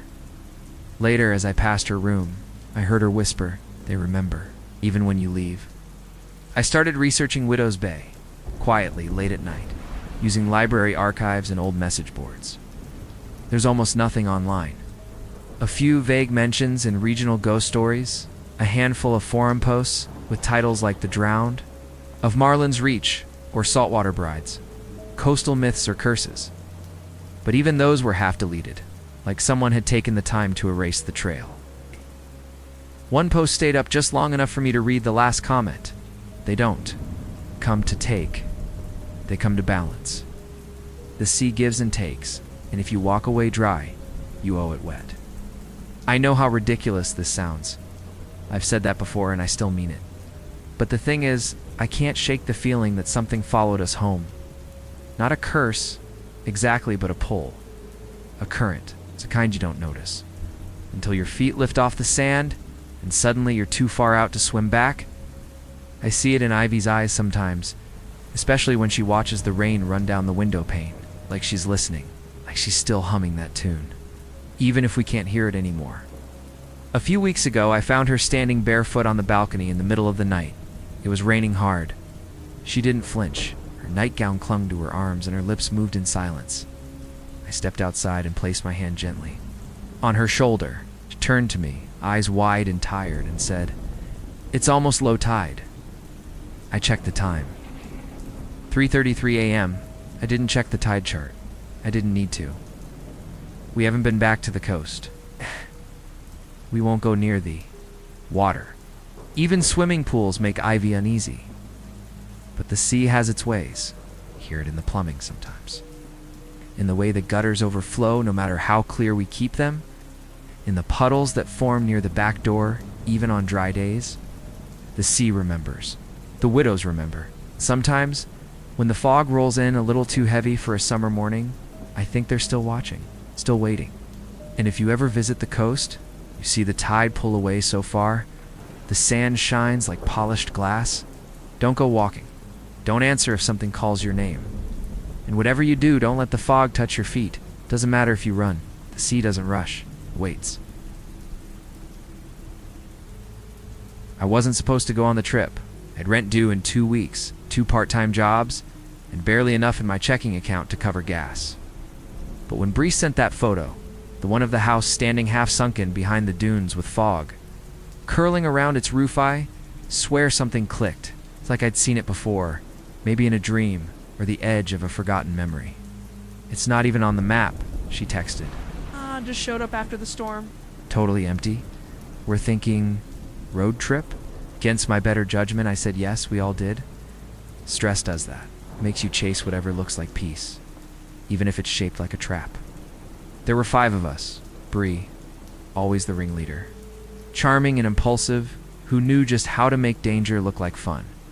Max, her ex, who still tagged along for reasons no one asked about. Sierra, anxious and quiet, who handled the logistics. Jules, who brought his camera everywhere and claimed he was documenting the death of boredom. And me, Ash, cautious, overthinking everything, still recovering from a breakup and trying to claw my way out of student loan hell. Hell, none of us had the money or time for a spontaneous trip to a nowhere beach in coastal Maine. But that's exactly what we did, because sometimes even drowning looks like rest when you're exhausted enough. The drive took nearly 12 hours, most of it along winding roads that looked like they'd been carved out of the woods with a spoon. We lost cell service halfway through Vermont and never got it back. That didn't stop us from joking about how remote it felt, how cool it would be to be off-grid for a bit. We said all the usual dumb stuff. Ghost house, pirate treasure, shipwreck, buried under the dunes. Sierra even Googled old maritime disasters, but nothing came up. just blank coastlines and weather maps showing historic tidal surges from the recent storm. When we got to the coast, the road ended in a wall of sand. Beyond it, the beach rolled out in soft golden stretches. And in the middle of it stood the house. It didn't make sense. The shingles were unweathered. The porch still had chairs on it, untouched by wind or salt. No graffiti, no broken windows. Not even sand drifted against the foundation, like it had been dropped there yesterday, and not a single footprint around it. No tire tracks, no sign of life at all. Bree's grin stretched so wide I thought it might split her face. "Told you," she said, already marching toward the front steps. The rest of us followed, bags slung over our shoulders, shoes sinking into the fine, cold sand. Inside, it was dry, bone dry. The air didn't even smell like the ocean. It smelled like old cedar and lemon polish, like someone had cleaned just before stepping out for groceries a decade ago. The furniture was all there, dustless, untouched. A grandfather. Clock stood frozen at 3:17. The kitchen was stocked with clean dishes. The fireplace had fresh logs stacked beside it, but there was no dust or ash. "Like it had never been lit," Jules whispered. "It's like a set." He started snapping pictures immediately. Every angle, every room. We explored it top to bottom. 2 floors, 4 bedrooms, 1 attic with a single trunk inside locked tight. No basement. At least none that we could find. The mirrors gave us pause, not because they were broken, but because they weren't. They looked too clear, too clean. The reflections lagged just a half second too long if you moved too quickly past them. I thought maybe I imagined it until Sierra said, "Does this mirror feel off to anyone else?" We laughed it off. It's too many horror movies. By sunset, we'd unpacked, claimed rooms, and settled around the fire. Jules managed to light with an old matchbook we found in the kitchen drawer. The matchbook had no logo, just a phone number with too many digits. Bree thought it was hilarious and pocketed it. I remember thinking how still the house felt, like it was holding its breath, like it hadn't seen people in a very, very long time. We ate canned chili and marshmallows, made spiked cocoa, and told stories like we were at camp again. Felt good. It felt real. For a few hours, the house was just a weird find, not a mystery. That night, the wind blew so hard the glass rattled in the windows, but none of us were afraid. We were too tired, too full, lulled by the idea that we had stumbled onto something rare and perfect. Looking back, though, there were signs, tiny things. The temperature in the hallway upstairs never matched the rest of the house. One of the bedrooms always smelled faintly of seawater, even though the windows stayed shut. And no matter how far we walked during the day, we never saw another soul. No birds, no boats, not even footprints in the sand, besides ours. It was like the world had ended, and no one told us. The next morning, we all woke up feeling strangely well-rested, despite the wind howling most of the night. It wasn't just that the beds were comfortable. They were, with old down pillows and heavy wool blankets, but the air in the house had a kind of hush to it, like the world outside had been muted. Even the ocean sounded distant again. It was Bree who first said what we were all thinking. We should stay the full week. None of us argued. It wasn't like we had pressing plans, and honestly, we didn't want to go back yet. There was something about this place. It's quiet. It's stillness. It's the way time seemed to stretch. Here that made leaving feel premature. We decided to treat it like a reset, a detox, a no signal, no stress escape. That afternoon, we started taking inventory of the house, just out of curiosity. Bree joked that if we were going to play squatters, we might as well do it properly. The pantry was oddly stocked. Cans of soup, boxes of crackers, bags of flour and rice, all sealed, all unlabeled. The fridge was unplugged, but smelled clean. There were no personal touches, no family photos, no clutter, no signs that anyone had ever really lived here. It was like the house had been made up to look lived in, like a model home or a carefully staged movie set. Jules filmed everything. He'd started a house that surfaced folder on his camera and was already imagining a documentary.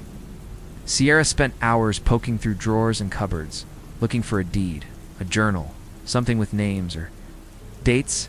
She found nothing. The longer we stayed, the more we noticed how the house didn't creak. Not at night, not with footsteps, not when we opened and shut doors. It had no natural sounds of its own. The pipes didn't groan, the boards didn't shift, even the wind didn't whistle through it. And at some point, we all started whispering indoors without realizing it. It wasn't fear exactly.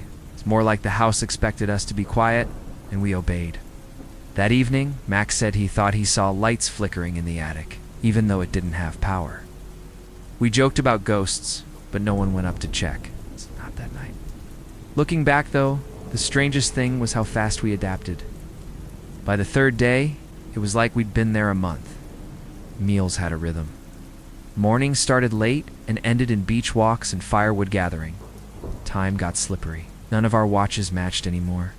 Jules's camera timestamp was always 5 minutes ahead of Sierra's phone, which itself lost and gained minutes seemingly at random. The grandfather clock remained stuck at 3:17, but it started ticking against Loli like it was waking up. No one mentioned it, but we all heard it. The fourth morning, something changed. The house had been sitting in a kind of timeless bubble, but that day, it felt different, as if it had finally noticed us.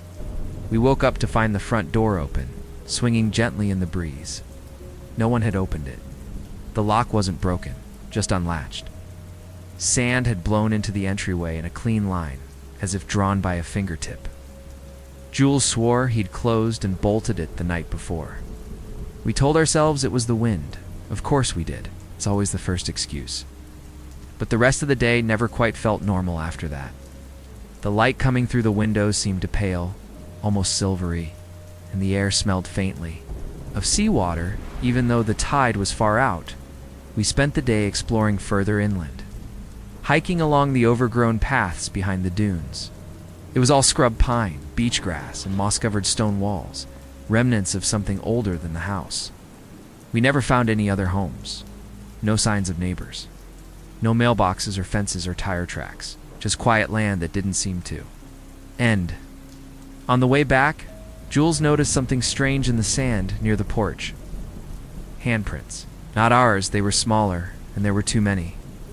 The fingers were too long, the spacing unnatural. They didn't point toward the house. They pointed away from it, like something had crawled out. We covered them without speaking, using our shoes to scuff the prints until they vanished. No one mentioned it during dinner. That night, the temperature dropped sharply. We lit the fireplace, and for the first time, we noticed a set of framed drawings above the mantel, pencil sketches of the beach, the cliffs, and what looked like the house itself, only sunken and twisted, as if it had been buried underwater. None of us remembered seeing the drawings before. Sierra said they hadn't been there on day one. Bree suggested they were just overlooked, but something about them felt too fresh. The paper wasn't yellowed or warped. The pencil marks looked recent, almost smudged. We left them alone. Bree started sleeping with the bedroom lamp on after that. That evening, Max had the first dream. He didn't tell us until the next day, but he said it felt like drowning. He'd been inside the house, but water was filling every room, rising from the floor, dripping from the ceiling. He said he could hear singing, soft and slow, like someone mourning. When he woke up, his hair was wet, not sweaty-soaked, like he'd been standing in the rain. We laughed it off, made jokes about saltwater ghosts, but none of us laughed very hard. That was the last night any of us slept deeply. By the fifth day, the house had begun to change. Not visibly, not in any way you could point at with certainty, but we all felt it. The air inside had grown heavy, like walking into a sealed room after years of disuse. Everything we touched felt damp, though nothing appeared wet. Max noticed that the windows in the living room no longer showed the same view. One morning, they looked out at the dunes like usual, and that afternoon, they reflected cliffs. Steep ones. We hadn't seen any cliffs nearby, and there had been no time for a storm to shift the land. When we stepped outside to look, it was just the dunes again. But through the glass, it was cliffs black, jagged, rising out of mist. Jules filmed it. We played the video back. It only showed dunes. That evening, the house smelled of seawater again, stronger than ever. The scent clung to the walls, the blankets, our clothes. We washed everything, aired out the rooms, opened every window, but the smell remained. It was sharp, briny, the kind of smell you associate with shipwrecks or tide pools after something's died in them. The grandfather clock downstairs had resumed ticking in earnest now, steady and deep. But its hands never moved. They stayed frozen at 3:17, as if time here had its own rules. Bree joked that maybe that was the real time, and everything else was pretending. No one laughed this time. We started to get on each other's nerves. Sierra kept snapping at Max for pacing. Max got weirdly territorial about his room, locking it even when he went to the bathroom. Bree went quiet, which for her was terrifying. No big reactions. No sarcastic jabs, just silence and long stares at the sea. I caught Jules whispering to his camera in the attic, narrating things we hadn't experienced, saying things like they don't remember who they were and the walls keep shifting to fit the dream. When I asked him what he meant, he claimed he didn't remember recording that. We played it back together. It was his voice, his mouth moving. He still didn't recognize the words. Then came the footprints upstairs. Waterlogged, bare footprints, long strides, leading from the top of the staircase to the door of Max's room, and stopping. No reverse trail, no prints elsewhere. We all saw them. Jules even measured them. They weren't any of ours. They were too long and too narrow, with only 4 toes.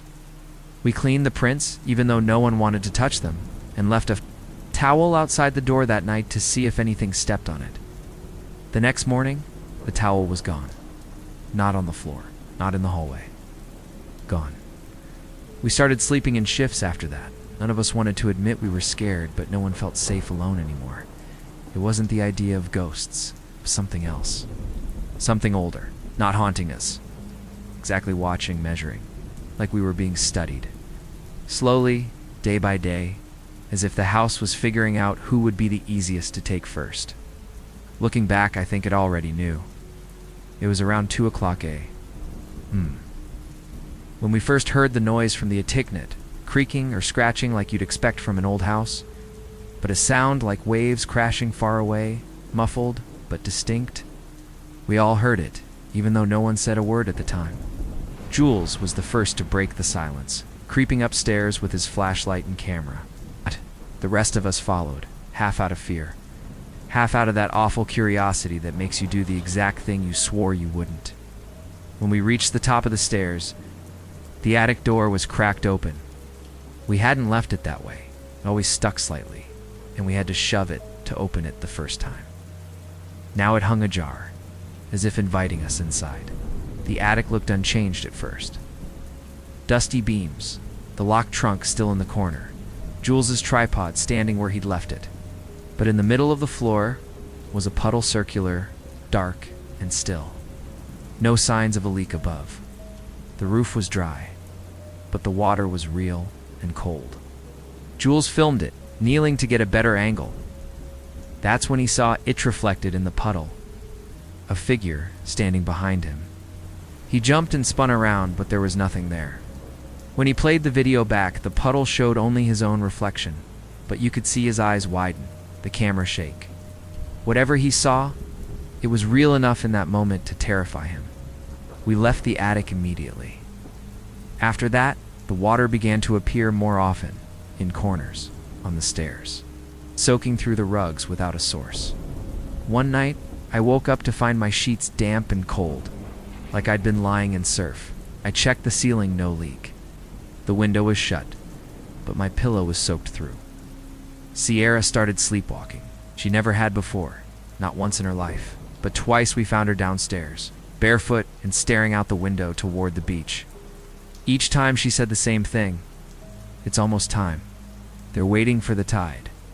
The third night, we found her standing outside, at the edge of the porch, her feet planted in a trail of seaweed that hadn't been there before. Bree finally broke. She wanted to leave the next morning. No debate. She said she'd walk the whole road out if she had to. But when we packed, the car wouldn't start. The battery was drained, completely impossibly dead. We hadn't used it since we arrived. We'd checked the lights, made sure nothing was left running, Still, the engine didn't even click. We were stranded, and deep down, I think we all knew it wasn't by accident. It's that house didn't want us to leave. Not yet. That night, we found the first message. Carved into the inside of the bathroom. Mirror not written with steam, but etched, shallow and long, with something sharp. It read, "You're already below." The words were uneven, jagged, like they'd been scratched by hand. None of us slept after that. We sat together in the living room, backs to the fire, all listening to the distant sound of waves that weren't outside, but inside the walls. By the 6th day, the beach had changed.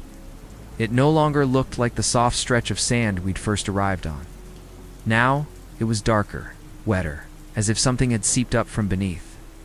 The tides had grown unpredictable, rushing in without warning, then pulling back so far we could see ridges and crevices in the exposed seabed. Strange objects had started appearing along the shore, old boots encrusted in salt. Warped fragments of furniture, shattered ceramic plates with faded floral patterns. They didn't look like they belonged to this century. Some were tangled in seaweed that smelled of rot. Sierra found a porcelain doll head half buried in the sand, the eyes glassy and unblinking, filled with grit. She didn't bring it back with us. Inside the house, the mirrors started acting strange. Reflections lagged a second too long or didn't move at all. In one of them, Jules's bedroom mirror, we saw what looked like waves rolling behind us. Not in the room, just in the glass. And when we turned around, of course there was nothing there, but the reflection showed the water rising higher each time we looked. The house groaned that night. Not from the storm or wind, but from something within. Like it had begun to stretch, settle, wake. Every step we took made the floor feel softer, damp beneath the wood, like we were walking on something that had once floated. Bree said she could hear creaking deep below the floorboards, rhythmic and slow, like breathing. We tried again to leave, packed our bags, gathered the cameras, even tried hiking out with the car battery in a backpack. We made it maybe a mile before. The fog rolled in so thick we couldn't see 10 feet ahead. Jules swore he saw someone walking through the haze beside us. Not a stranger, but one of us, second Sierra, just a few yards away, staring back. She denied ever leaving his side, and the rest of us confirmed it. But Jules went pale and silent after that. When we got back, exhausted and empty-handed, we found the house different. The attic door was wide open, and the drawings above the fireplace had changed slightly at first. Where there was once a calm beach scene, a shadow now lingered in the waves. The house was no longer drawn whole, but partially buried. It's only the roof showing. That night, we heard knocking from inside the walls. It started behind the grandfather clock, 3 knocks, slow and deliberate, then silence. 5 minutes later, again 3 knocks, but from upstairs. Then the kitchen wall, each one louder than the last. We followed them, helpless to stop ourselves, moving through the house like rats in a maze. In the kitchen, the final knock came from the floor itself. When Max lifted the corner of the rug, we found it, a trapdoor. Not part of the original floorboards, but perfectly cut, flush with the wood. It hadn't been there before, we were sure of it. There was no handle, just a small iron ring, cold to the touch. None of us opened it that night. We just stared. It was Bree who said it first. This house wasn't buried. It surfaced. And now it's remembering us. We didn't speak for a long time after that. Just sat around the fire, trying not to look at the shadows in the corners, or the way the glass in the windows no longer reflected anything but black. We opened the trap door on the 7th morning.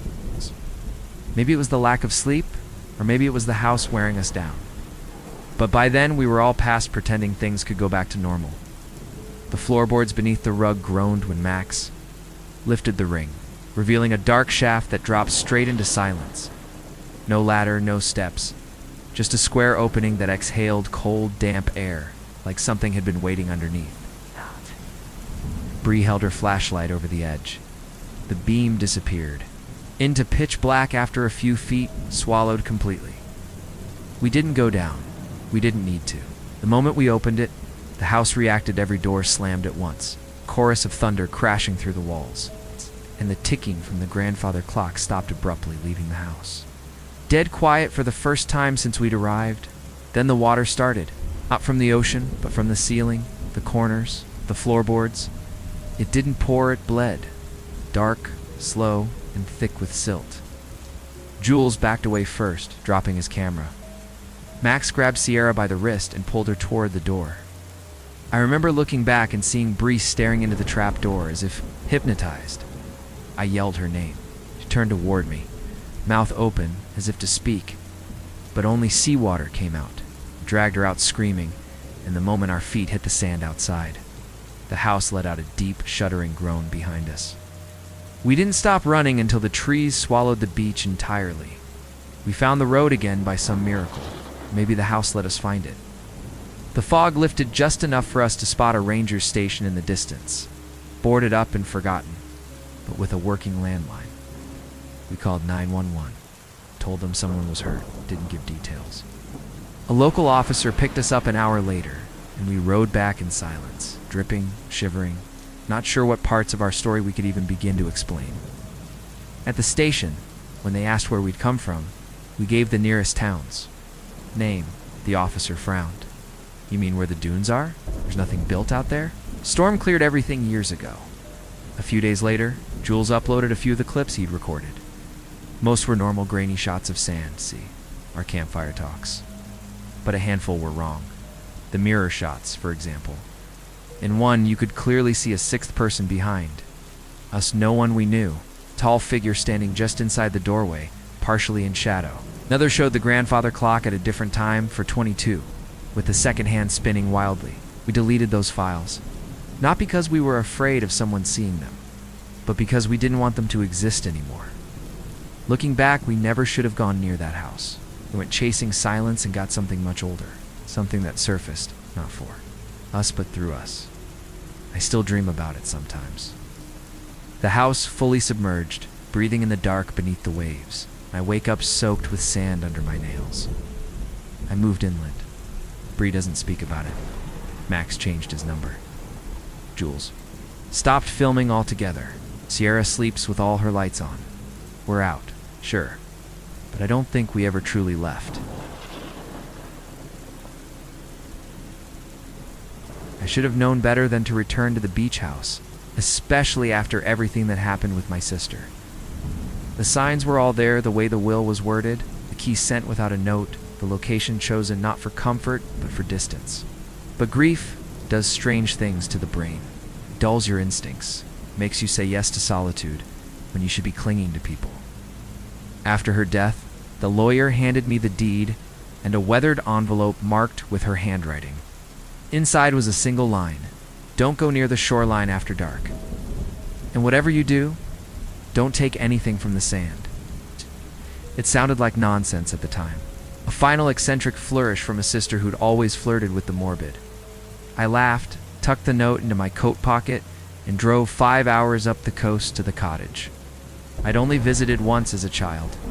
The place was perched like a forgotten memory on the edge of a rocky cliff, framed by pine trees and salt-stained windows. It was smaller than I remembered, more fragile somehow, like one strong gust could carry it into the sea. The wind was constant up there, not violent, but steady, like the house was breathing in time with the ocean. Oh, inside. It was clear. No one had lived there in years. Dust coated the floor in a soft gray blanket, and the furniture was draped in faded sheets that gave everything a ghostly shape. Still, there was a kind of peace in the quiet. No traffic, no buzzing lights, just the sound of the surf and the D. Gulls. That first night I slept deeper than I had in weeks. Looking back though, that was the last time I slept without dreaming of water. The next morning, I walked the beach out front. It was low tide, and the sand was littered with sea, glass shimmering. Pieces of green, blue, amber, and even a few rare lavender ones that looked almost transparent in the sunlight. I remembered my sister collecting them, how she used to say they were the ocean's memories, polished smooth so we'd forget what they used to be. I started picking them up out of habit, slipping them into my jacket pocket one by one. Some had edges sharp enough to nick my fingers, but I didn't stop. It felt right somehow, like I was supposed to find them. I only remembered her warning hours later when I emptied the pockets and found the note crumpled beneath the glass. I laughed again, but not as loudly this time. The weird thing was, the house smelled different after that. Less like dust, more like salt, damp, almost like the sea air had crept in and made itself comfortable. The wind picked up at night, moaning through the gaps in the window frames, and I started hearing things. Not voices exactly, but sounds scraping on the porch, soft tapping on the glass like fingernails or maybe pebbles tossed by the tide. I'd look outside expecting to see kids messing around, but there was never anyone there, just the empty shoreline, dark and endless. I should have known better. I should have listened. But by then, the damage was already done. Over the next few days, I settled into the house in a way that didn't feel like settling at all. It was more like falling into a rhythm I hadn't chosen. I didn't do much, just wandered the beach, boiled water for tea, sorted through drawers, and stared at the horizon like it might give me an answer. But there was a pull, subtle at first, that started to shape my days. I kept returning to the beach, always during low tide, always drawn to the glass. There was so much of it, too much. No beach I'd ever been to had this kind of concentration. Every handful of sand seemed to glitter. The pieces weren't dull either. They caught the light like gemstones. Clean edges that had no business being this smooth unless someone or something had shaped them. Inside the house, I started finding things that didn't belong to me or my sister. Little details that made me pause. A cracked bowl with salt crusted around the rim, tucked in the pantry. A wet footprint, just one leading away from the bathroom and vanishing before the hallway rug. Checked the plumbing, the roof, the windows. No leaks, the place was dry. But the smell of seawater never went away. Worse, it started clinging. To me, even after showers, my clothes, my skin, even my breath sometimes carried that sharp, briny scent. I tried to ignore it, told myself the mind plays tricks when it's grieving, when it's alone. Still, the unease spread like damp through the walls slow, silent and inevitable. One night, I opened an old trunk in the upstairs closet. It was one of those cedar-lined things, heavy with brass corners, and a lock that looked like it hadn't been touched in decades. Inside were bundles of letters tied with black ribbon, all water-damaged and faded. The paper fell apart when I tried to open them. But I caught fragments words like return, see her, glass, and something that looked like eyes like salt. There were drawings, too, etched in charcoal on sea charts' faces, peering out of the waves. Mouths open, as if mid-scream or song with wide round eyes made entirely of broken glass. One sketch had writing at the bottom in my sister's handwriting. She sees you now. I dropped it immediately. That night, I didn't sleep. The wind howled louder than before, and I kept hearing creaks on the stairs, slow, deliberate, like someone testing each step. I stayed in bed, eyes locked on the door, heart hammering. When I finally found the courage to check, there was nothing. There, just the faint sound of dripping coming from the kitchen, even though every tap was shut tight. And on the floor near the sink, a single shard of green sea glass, still wet, resting like it had been placed there on purpose. I should have thrown it back into the ocean. Instead, I added it to the growing bowl of pieces on the WINDO. WSILL. It started with the reflections, not just in mirrors, but in windows, in teacups, even in the bowl where I kept the sea glass. Catch a flicker of something that wasn't me just behind my shoulder, or standing further back in the hallway. The shape was always unclear, blurred by motion or warped by surface, but it felt intentional, like whatever it was wanted to be seen just enough. One afternoon, while rinsing dishes, I looked down into the sink and saw a face staring back at me, from the puddle eyes wide and blank, mouth slightly open. When I blinked, it was gone. I didn't scream. I just stood there, holding a dripping glass in my hand, too stunned to move. I convinced myself I was overtired, that grief and isolation were conspiring to make me imagine things. But it got worse. One night, I woke to the sound of something tapping against the bedroom window. The wind was strong, but the taps were too regular, too deliberate. I turned on the bedside lamp, pulled back the curtain on there, stuck to the outside of the glass was a single wet handprint. Slender fingers, narrow palm. It didn't slide down like a raindrop. It just stayed there, like it had been pressed with care. I left the light on the rest of the night, unable to close my eyes. In the morning, the print was gone, but the window smelled faintly of rot. I washed it 3 times. The smell never faded. Then came the whispering. Not voices I could make out, but sounds that mimicked the sea gurgling, murmuring, ebbing, and flowing. I'd hear it in the walls, beneath the floorboards, in the vents. Sometimes it sounded like words trapped underwater, too warped to understand. Sometimes it sounded like someone sobbing quietly in the next room. The worst was when I heard humming. A low, tuneless sound coming from the beach during the hour before dawn. I stood on the porch once and listened for 10 full minutes, too. Afraid to walk closer, the hair on my arms standing straight up. The tune didn't rise or fall. It just lingered like breath behind my ear. The bowl of sea glass kept growing, though I swore I wasn't adding to it anymore. Each morning there were new pieces. I'd find them resting on the windowsill or neatly placed at the edge of my desk. Some were still wet, others dry but warm, as if held in a hand moments before. I tried throwing them away once, took the whole bowl down to the tide and emptied it. But that night, the same bowl sat on the kitchen table, filled again, even more than before. I couldn't bring myself to touch it. That was when I started wondering if I'd brought something back from the beach without. Knowing if each piece of glass was more than just a shard, if it was a memory, a fragment of something once alive. I started keeping the lights on, slept with a towel stuffed under the door. Still, each night the smell of salt crept in, and I'd wake to find something new out of place. A drawer opened, faucet dripping, my hair damp without reason. Stopped. Calling friends. I didn't want to explain what was happening because deep down, I wasn't sure I could. Eventually, the dread became too much to keep to myself. I didn't call anyone. I wasn't ready to hear myself say these things out loud, but I started digging. I began with the house's history, hoping for something boring. Land disputes, tax liens, maybe even rumors of bootleggers. Instead, I found almost nothing.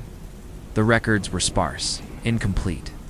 The cottage had been in our family since the late 1800s, passed down generation by generation, but never lived in for long. Most relatives had used it as a seasonal stopover, never staying more than a few weeks. My sister was the only one who stayed longer, and even then, she kept to herself.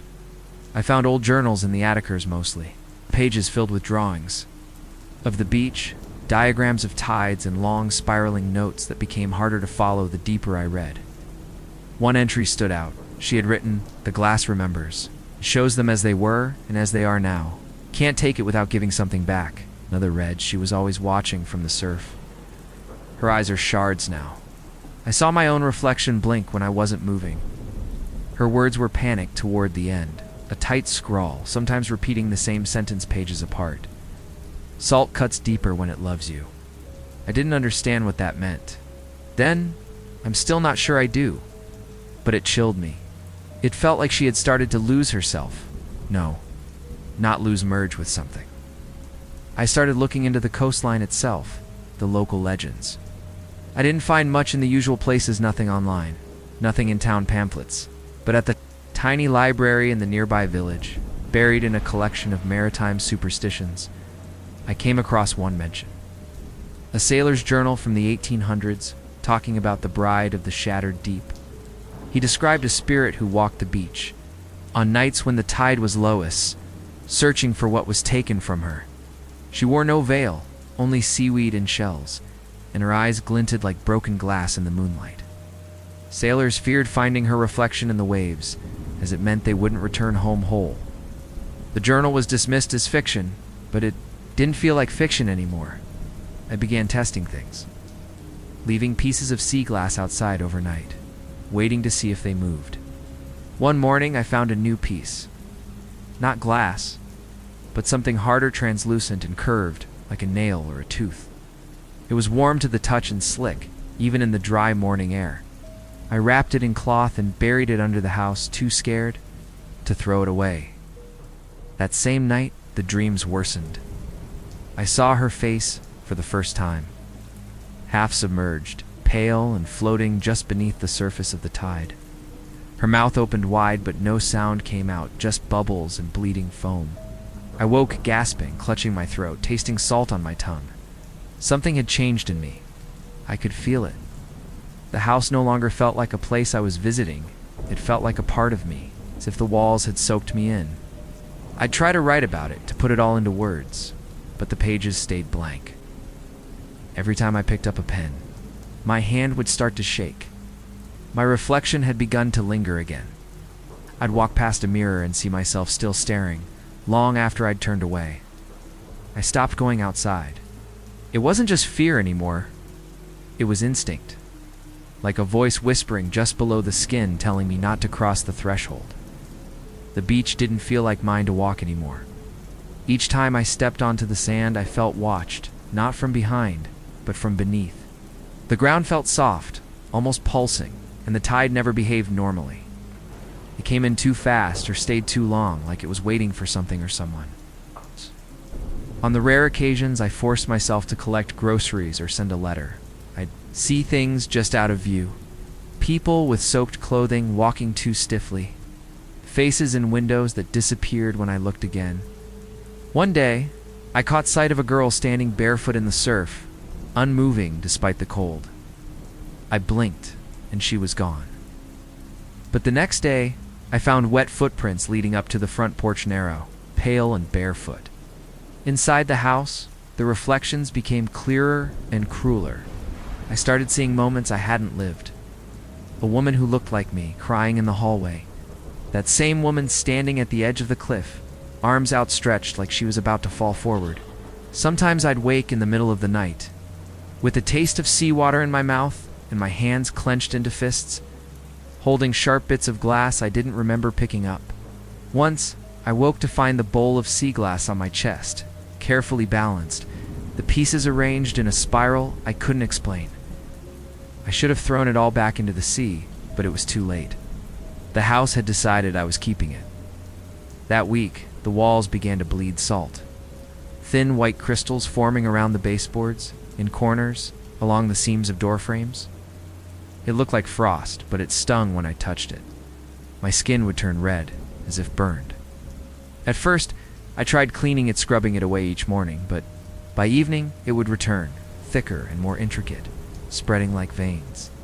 Then the whispering returned, but closer now, not in the walls, in the mirrors. I could hear it when I got to close, tiny voices, like dozens of mouths speaking just under the surface. Sometimes I could make out a word or two. Stay below. Remember, the final proof something had crossed the line came one. Night, when I entered the bathroom and saw my reflection, was smiling. I wasn't. I froze. Watched myself tilt her head, raise one hand. I raised mine. She did not. I turned away, refusing to scream, refusing to give her the power. But my knees gave out. I sat on the cold tile, shivering, the smell of seaweed choking the room. When I looked back, my reflection was normal again, but the mirror had cracked from top to bottom. And in the fissure, I saw the shimmer of salt glass. I tried to leave that night. I threw what I could into a bag, tore open the front door, and stopped. The porch was gone, placed by tide. The sea had swallowed the ground, come right up to the doorstep, and stood still, not moving, just waiting. No wind, no waves, just an endless sheet of black water, flat and unbroken. I backed away, closed the door, and locked it, even though I knew it wouldn't matter. The house didn't need keys. It had me. I did what people in haunted houses always seem to do in stories. I tried to reason with it. I spoke aloud to the mirrors, to the sea glass, even to the photographs my sister had left scattered around the house, as if some part of her still lingered and could explain all of this.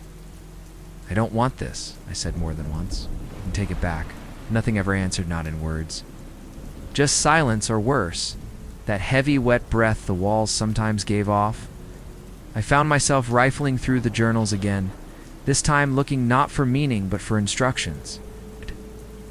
I needed to know what she had done, what had started this, because I was convinced it hadn't started with me. It had started with her, in one of the attic boxes. Hidden beneath a stack of oil paintings, I found a bundle wrapped in wax cloth. Inside was a necklace made entirely of sea glass green and pale blue pieces linked with thin copper wire. It was beautiful and wrong, the kind of wrong that made your stomach twist when you looked at it too long. There was a note folded into the bundle, where it had low tide. She come, but not all of her. That's when it hit me my sister hadn't just observed whatever was in that water. She'd made a deal. I didn't know what kind. I still don't. But she'd wanted something, and she'd offered herself in return. I waited for low tide that night. I wore the necklace, standing at the edge of the porch where the water had receded just far enough to reveal the beach again. It felt like stepping onto a forgotten battlefield. The air was dead still, my breath clouded, even though it wasn't cold. I walked barefoot onto the sand, holding the necklace like a leash. I didn't speak, not at first. I just waited. And when the surf hissed against the rocks, I said, I know you're here. I want to undo it. I want her back. The waves paused. I don't know how else to describe it. They just stopped, and then came forward, fast, like something crawling. Through them, she rose from the water a minute later. It wasn't my sister. Not really. Looked like her, from a distance. But when she stepped into the moonlight, I could see her skin was wrong, like wax soaked in brine, shiny and slick. Her eyes were pits of colorless glass. No whites, no irises. It's just salt and light and memory. She opened her mouth but made no sound. Then she raised her hand and pointed at the house behind me, and I understood. She hadn't been taken. She'd have been offered. And now, the house wanted something in return. I threw the necklace as far as I could into the sea. It vanished. With barely a splash, the figure watched me for a moment longer, then turned and walked backward into the surf, disappearing slowly like a candle flame being pinched out. I ran back inside, locked the door, and cried until dawn. In the morning, the sea glass bowl was gone. So were the salt crystals on the walls. Everything looked untouched, like the house had reset itself. I didn't feel free. I just felt postponed, as if I had bought myself time, but not escape. It's been 6 weeks since that night, and I still can't bring myself to leave. Not fully. I packed once, drove halfway to the next town before I had to pull over, heart pounding, certain I'd left something behind that couldn't be left. I kept seeing that final moment, her face half lit by moonlight, the way her hand rose, not in warning or threat, but in something like permission, as if she was saying, you understand now. And I do. The truth is, I didn't stop the curse. It just shifted it. It's not tied to the glass or the beach. It's tied to me now. Every night the tide is low, I hear the humming again. The tune changes slightly, but it's always there. It's always just outside the walls. The mirror in the hallway has started showing the beach behind me when I walk past it, nighttime waves. The shimmer of glass beneath the foam, I've covered it twice. Each time, the sheet is gone by morning. I no longer keep bowls or jars near. Windows, they fill on their own. Even the drains have begun spitting up smooth stones, as if the plumbing has a direct line to the ocean floor. I tried telling a friend just one, said it half as a joke, hoping to laugh about how isolated and weird I'd become. She came to visit once. She didn't stay the night. She claimed to have dreams of drowning after just 1 hour in the house. And when she left, she handed me a shell I'd never seen before. She said she found it under her pillow. I didn't ask how. I no longer check the mirrors after dark. I close the curtains an hour before sunset, and I keep the lights on until sunrise. Still, sometimes I catch movement in the corner of my Aja shape, pale and slow, crawling across the floor like water looking for cracks. I tell myself it's my imagination, but my sister's journals are still in the attic. Sometimes I hear pages turning when I'm alone. Sometimes I wake to find them spread out on the kitchen table, open to the page with the note she left me. Don't take anything from the sand. Looking back, I should have listened. I should have left the glass where I found it. But that's the trick, isn't it? You never know what you're bringing home until it starts looking back at you. I don't sleep much anymore. When I do, I dream through her eyes, deep and wide and full of salt. When I wake, my hands are always wet. I should have walked away the second I saw the house. when you're broke, out of options, and trying to claw your way out of a stalled writing career, you start convincing yourself that isolation is the same thing as opportunity. That was me last fall. My agent hadn't returned my emails in weeks. My rent was overdue, and I'd just gone through a breakup that left me with more blank pages than inspiration. So when I got the offer 3 months in a coastal cottage, it's fully paid for by a residency program I barely remembered applying to, I said yes without thinking. The money wasn't amazing, but it was enough. A quiet place to write, a deadline, a stipend, and most importantly, no distractions. Or so I thought. They made it clear that the house was old, charming in that real estate euphemism kind of way, that it had been built from salvaged wood after decades of local shipwrecks. I was told it had character, that it leaned into its coastal legacy. I didn't ask many questions. The contract was straightforward, though oddly specific. I had to stay in the house every night, no overnight guests. Weekly updates on my manuscript progress, and a final reading to the Foundation's board once the residency was complete. At the time, I figured it was just eccentric art world nonsense. I signed. The drive out to the village was long and gray, the kind of New England landscape where everything looks like it's been left to weather and rot in peace. The town itself was tiny 2 streets, 1 diner, a lighthouse that hadn't worked in decades, and locals who watched newcomers like they were waiting to see how long we'd last. When I told the diner waitress where I'd be staying, she stiffened. Oh, the beach house. That's all she said. No explanation, no smile, just a change in tone. I tried to laugh it off, but something about the way her eyes lingered made my stomach knot by the time I reached the house. The sun was low and the wind was rising. It stood at the edge of the shoreline, practically leaning into the sea. Weathered shutters, a crooked chimney. Its wood was mismatched and pale in places, clearly patched together from different origins. There was something oddly beautiful about it, like a collage of ghosts. The front door creaked when I pushed it open, and the smell hit me instantly. Salt, mildew, and something older. Not rot exactly, but the kind of damp scent that reminded me of ship holds and forgotten basements. Still, it had a desk, a fireplace, a view of the ocean so close I could hear the tide breathe. I told myself it was perfect.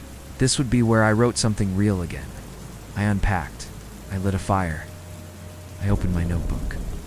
But I kept thinking about the way the floor creaked under my steps, like it was remembering someone else's. First full day in the house felt strange before I even got out of bed. I woke up to fog so thick I couldn't see past the front porch. The windows were beaded with moisture, inside and out, and the floorboards were damp beneath my bare feet.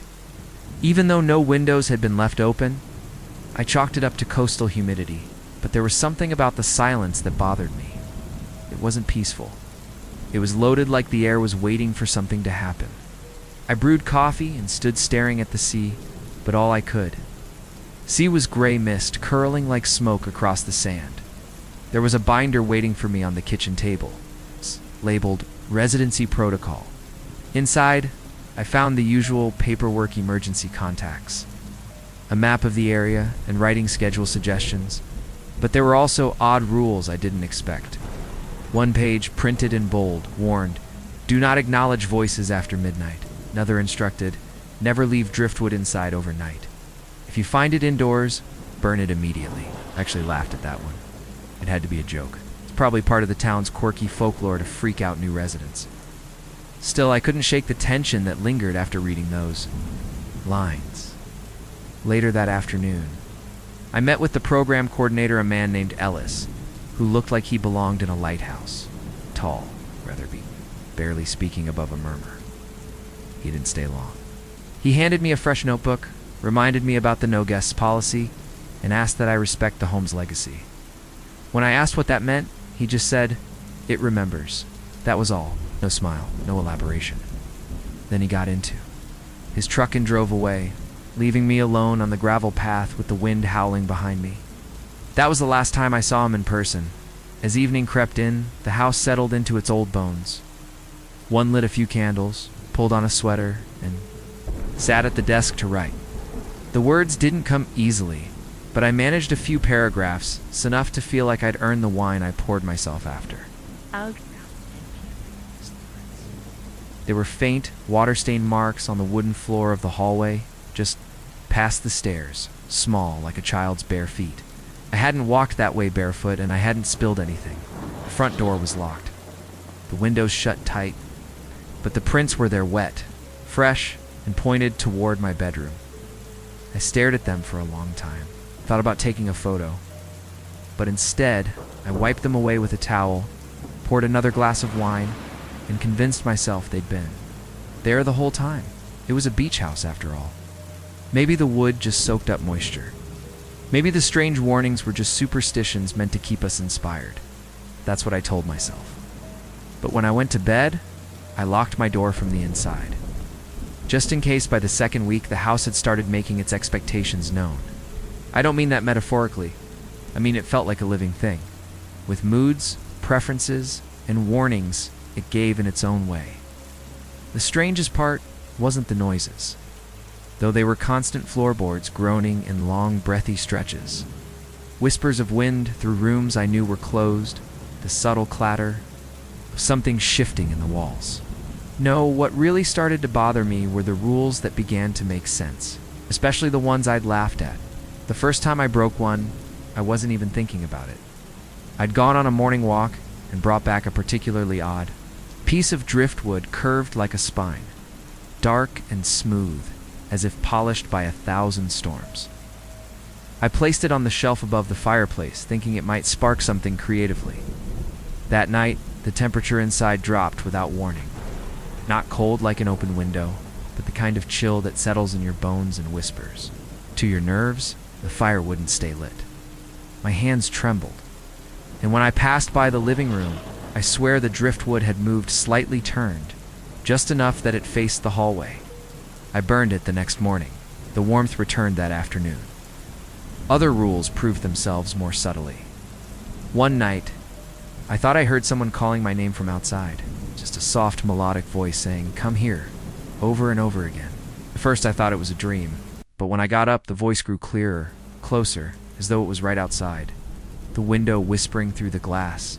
I remembered the warning from the binder: do not acknowledge voices after midnight, instead of checking. I put in earbuds and waited for dawn. The next morning I found footprints again. This time they weren't just in the hallway. Were on the ceiling above my bed, wet and barefoot, perfectly spaced like someone had been walking upside down. I started carrying the binder with me like it was some kind of sacred text. I memorized its pages, obeyed its rules. No mirrors uncovered. After dark, no leaving the house between midnight and 4. And never, under any circumstances, speak to the woman if she appears in the window. That line struck me the hardest. If she appears, not if you think you see her, not if someone might be outside. No, when she appears, don't speak. Made it sound inevitable.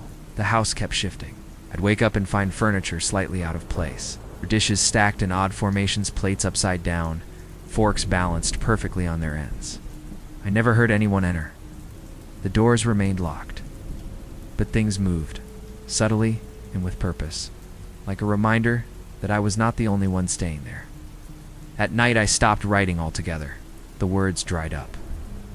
All I could do was sit at the desk, listening to the tide crash harder and harder, even on nights when the sea was far away. It was then I started to believe the stories might be real, not just local legend, but the whispered fear I'd seen in the eyes of the waitress. The silence from Ellis after I asked about the house's past. I didn't know who she was yet, this so-called driftwood bride, but I had a feeling. I was already living in her story. It wasn't until I bumped into another past resident pure chance that the weight of what I'd stepped into began to settle fully on my shoulders. Her name was Mara. We met in the town's grocery store, both reaching for the last jar of local blackberry preserves. She glanced at me, then at the item in my basket marked Driftwood Residency Program, and her face changed instantly. She didn't even try to hide the concern. "You're staying at the beach house?" she asked, voice low. I nodded, half expecting a benign warning about mold or faulty plumbing, but she just shook her head and muttered, "You should start keeping salt in every room, every single one." And she handed me the preserves and walked out. I chased her down in the parking lot, asking what she meant. She didn't want to talk at first, but once she realized I wasn't going to let it go, she relented. We sat in her car. That's when she told me she'd done the same residency 3 years earlier, made it halfway through before leaving in the middle of the night. No refund, no goodbye. Just packed her car and vanished. "It's not the house," she said. "It's what the house is made of. That wood, it remembers the sea and her." When I asked who her was, Mara just said she walks at full moon. She finds what was built from what was hers. And she wants it back. She told me about the nights she'd hear sobbing through the floorboards, about the wedding veil she once found, tacked to her door in the morning, soaked and smelling of salt. About how, one night, she woke to find her own reflection weeping in the mirror, even though she wasn't crying at all. I started hearing her voice, she whispered, not like a ghost, more like a song you can't get out of your head. And it always ends the same, with the sound of waves inside the walls. She looked at me with such dead seriousness that I stopped breathing for a second. Then she handed me a small cloth pouch filled with sea salt. "Put this on your nightstand," she said. "Don't forget, ever." When I returned to the house that evening, I moved differently, slower, quieter. Every creak sounded more like a warning. Every window seemed darker. I placed the pouch beside my bed, heart hammering in my chest like I'd taken in something cursed just by hearing her story. That night, I didn't hear the bride. But I did hear the walls shift and groan, like old holes turning underwater. And for the first time since I arrived, I dreamed not of writing, but of drowning, sinking into a sea that didn't want to kill me. Just keep me. The truth didn't arrive all at once. It came in pieces, like the wrecks the villagers talked about. Broken ships strewn across the seabed, waiting for someone foolish enough to dive down and look. I started researching during the day, too afraid to leave the house after dark. The local library was small, dusty, and barely organized. But it held decades of town record ship logs, obituaries, storm reports, even old marriage announcements. That's how I first saw her name, Eliza Harrow. Married in 1903 to a fisherman named Thomas Bellwether. He never made it to the ceremony. His ship went down the night before their wedding during an unexpected squall. The headline called it "A Bride Drowned in Grief." But according to village whispers, I pieced together, from old clippings and librarian gossip, she didn't just mourn. She walked into the surf in her dress and vanished. At least that's the version they print, the real one. That came from the older locals, those who'd lived their whole lives watching the tide like it owed them something. Oh. One man who ran a crabbing shed near the dock told me the house I was staying in had been built from pieces of the ship Eliza's fiancé died on. Salvaged years later, dragged ashore after it mysteriously surfaced during a blood moon. Locals took what they could, timber, nails, even the doorframe, and over decades, those pieces found their way into various homes along the coast. In my house, though, was said to have taken the most. They called it her altar, a shrine made of what the sea had given back and what she still claimed as hers. I asked Ellis, the coordinator, about it in an email. I didn't expect a real answer, but 2 days later, a letter arrived in the mailbox. No return address, just a handwritten note that read, "If she weeps, do not comfort her. If she knocks, do not open. If you see her face, it's already too late." That was it. No explanation, no signature, nothing more after that. I couldn't ignore the signs. The rules in the binder weren't eccentric. They were survival tactics. The shift in the house each night wasn't imagination. It was her coming closer. One night, as I tried to sleep with every light in the house burning, I heard footsteps, slow, steady, soaked footsteps making their way down the hallway. I couldn't move. I couldn't breathe. My bedroom door didn't rattle. It didn't creak. It just sighed, like the house was exhaling as she passed by. I squeezed my eyes shut, salt drying on my lips, heart pounding like a trapped bird. I didn't open them again until morning. I was no longer pretending this was folklore. Eliza Harrow had never left the sea. She'd simply made her way back through the wood, through the storms, through the stories told in half-whispers by people too scared to speak her name. And now, through me, I tried to leave, not just once, but 3 times. Each time I made it a little farther, before some combination of dread and circumstance reeled me back in. The first time, I packed a bag and stepped out into the pre-dawn light, but the entire coastline was swallowed in fog so thick I couldn't see the end of the driveway. I stood frozen, trying to remember if the ocean was always that loud when it couldn't be seen. I took one step, then another, and the air grew so dense I thought I might suffocate. My phone wouldn't connect. The map refused to load. The path seemed to fold in on itself, leading me back to the house without explanation. The front door was open when I returned. I was sure I'd locked it. The second time I tried leaving, I made it all the way into town. But when I walked into the diner and told the waitress I needed a ride to the train station, she went still. Her eyes shifted toward the window. "She follows those who run," she whispered. "If you go now, she'll stay with you. Believe she leaves with you." And that was worse than staying. Worse than the house, because whatever lived in that salt and wood didn't just want to haunt it, wanted to be carried like a sickness. I went back that evening, my heart hammering, the floor of my room covered in a trail of seaweed and pale flower petals when I arrived.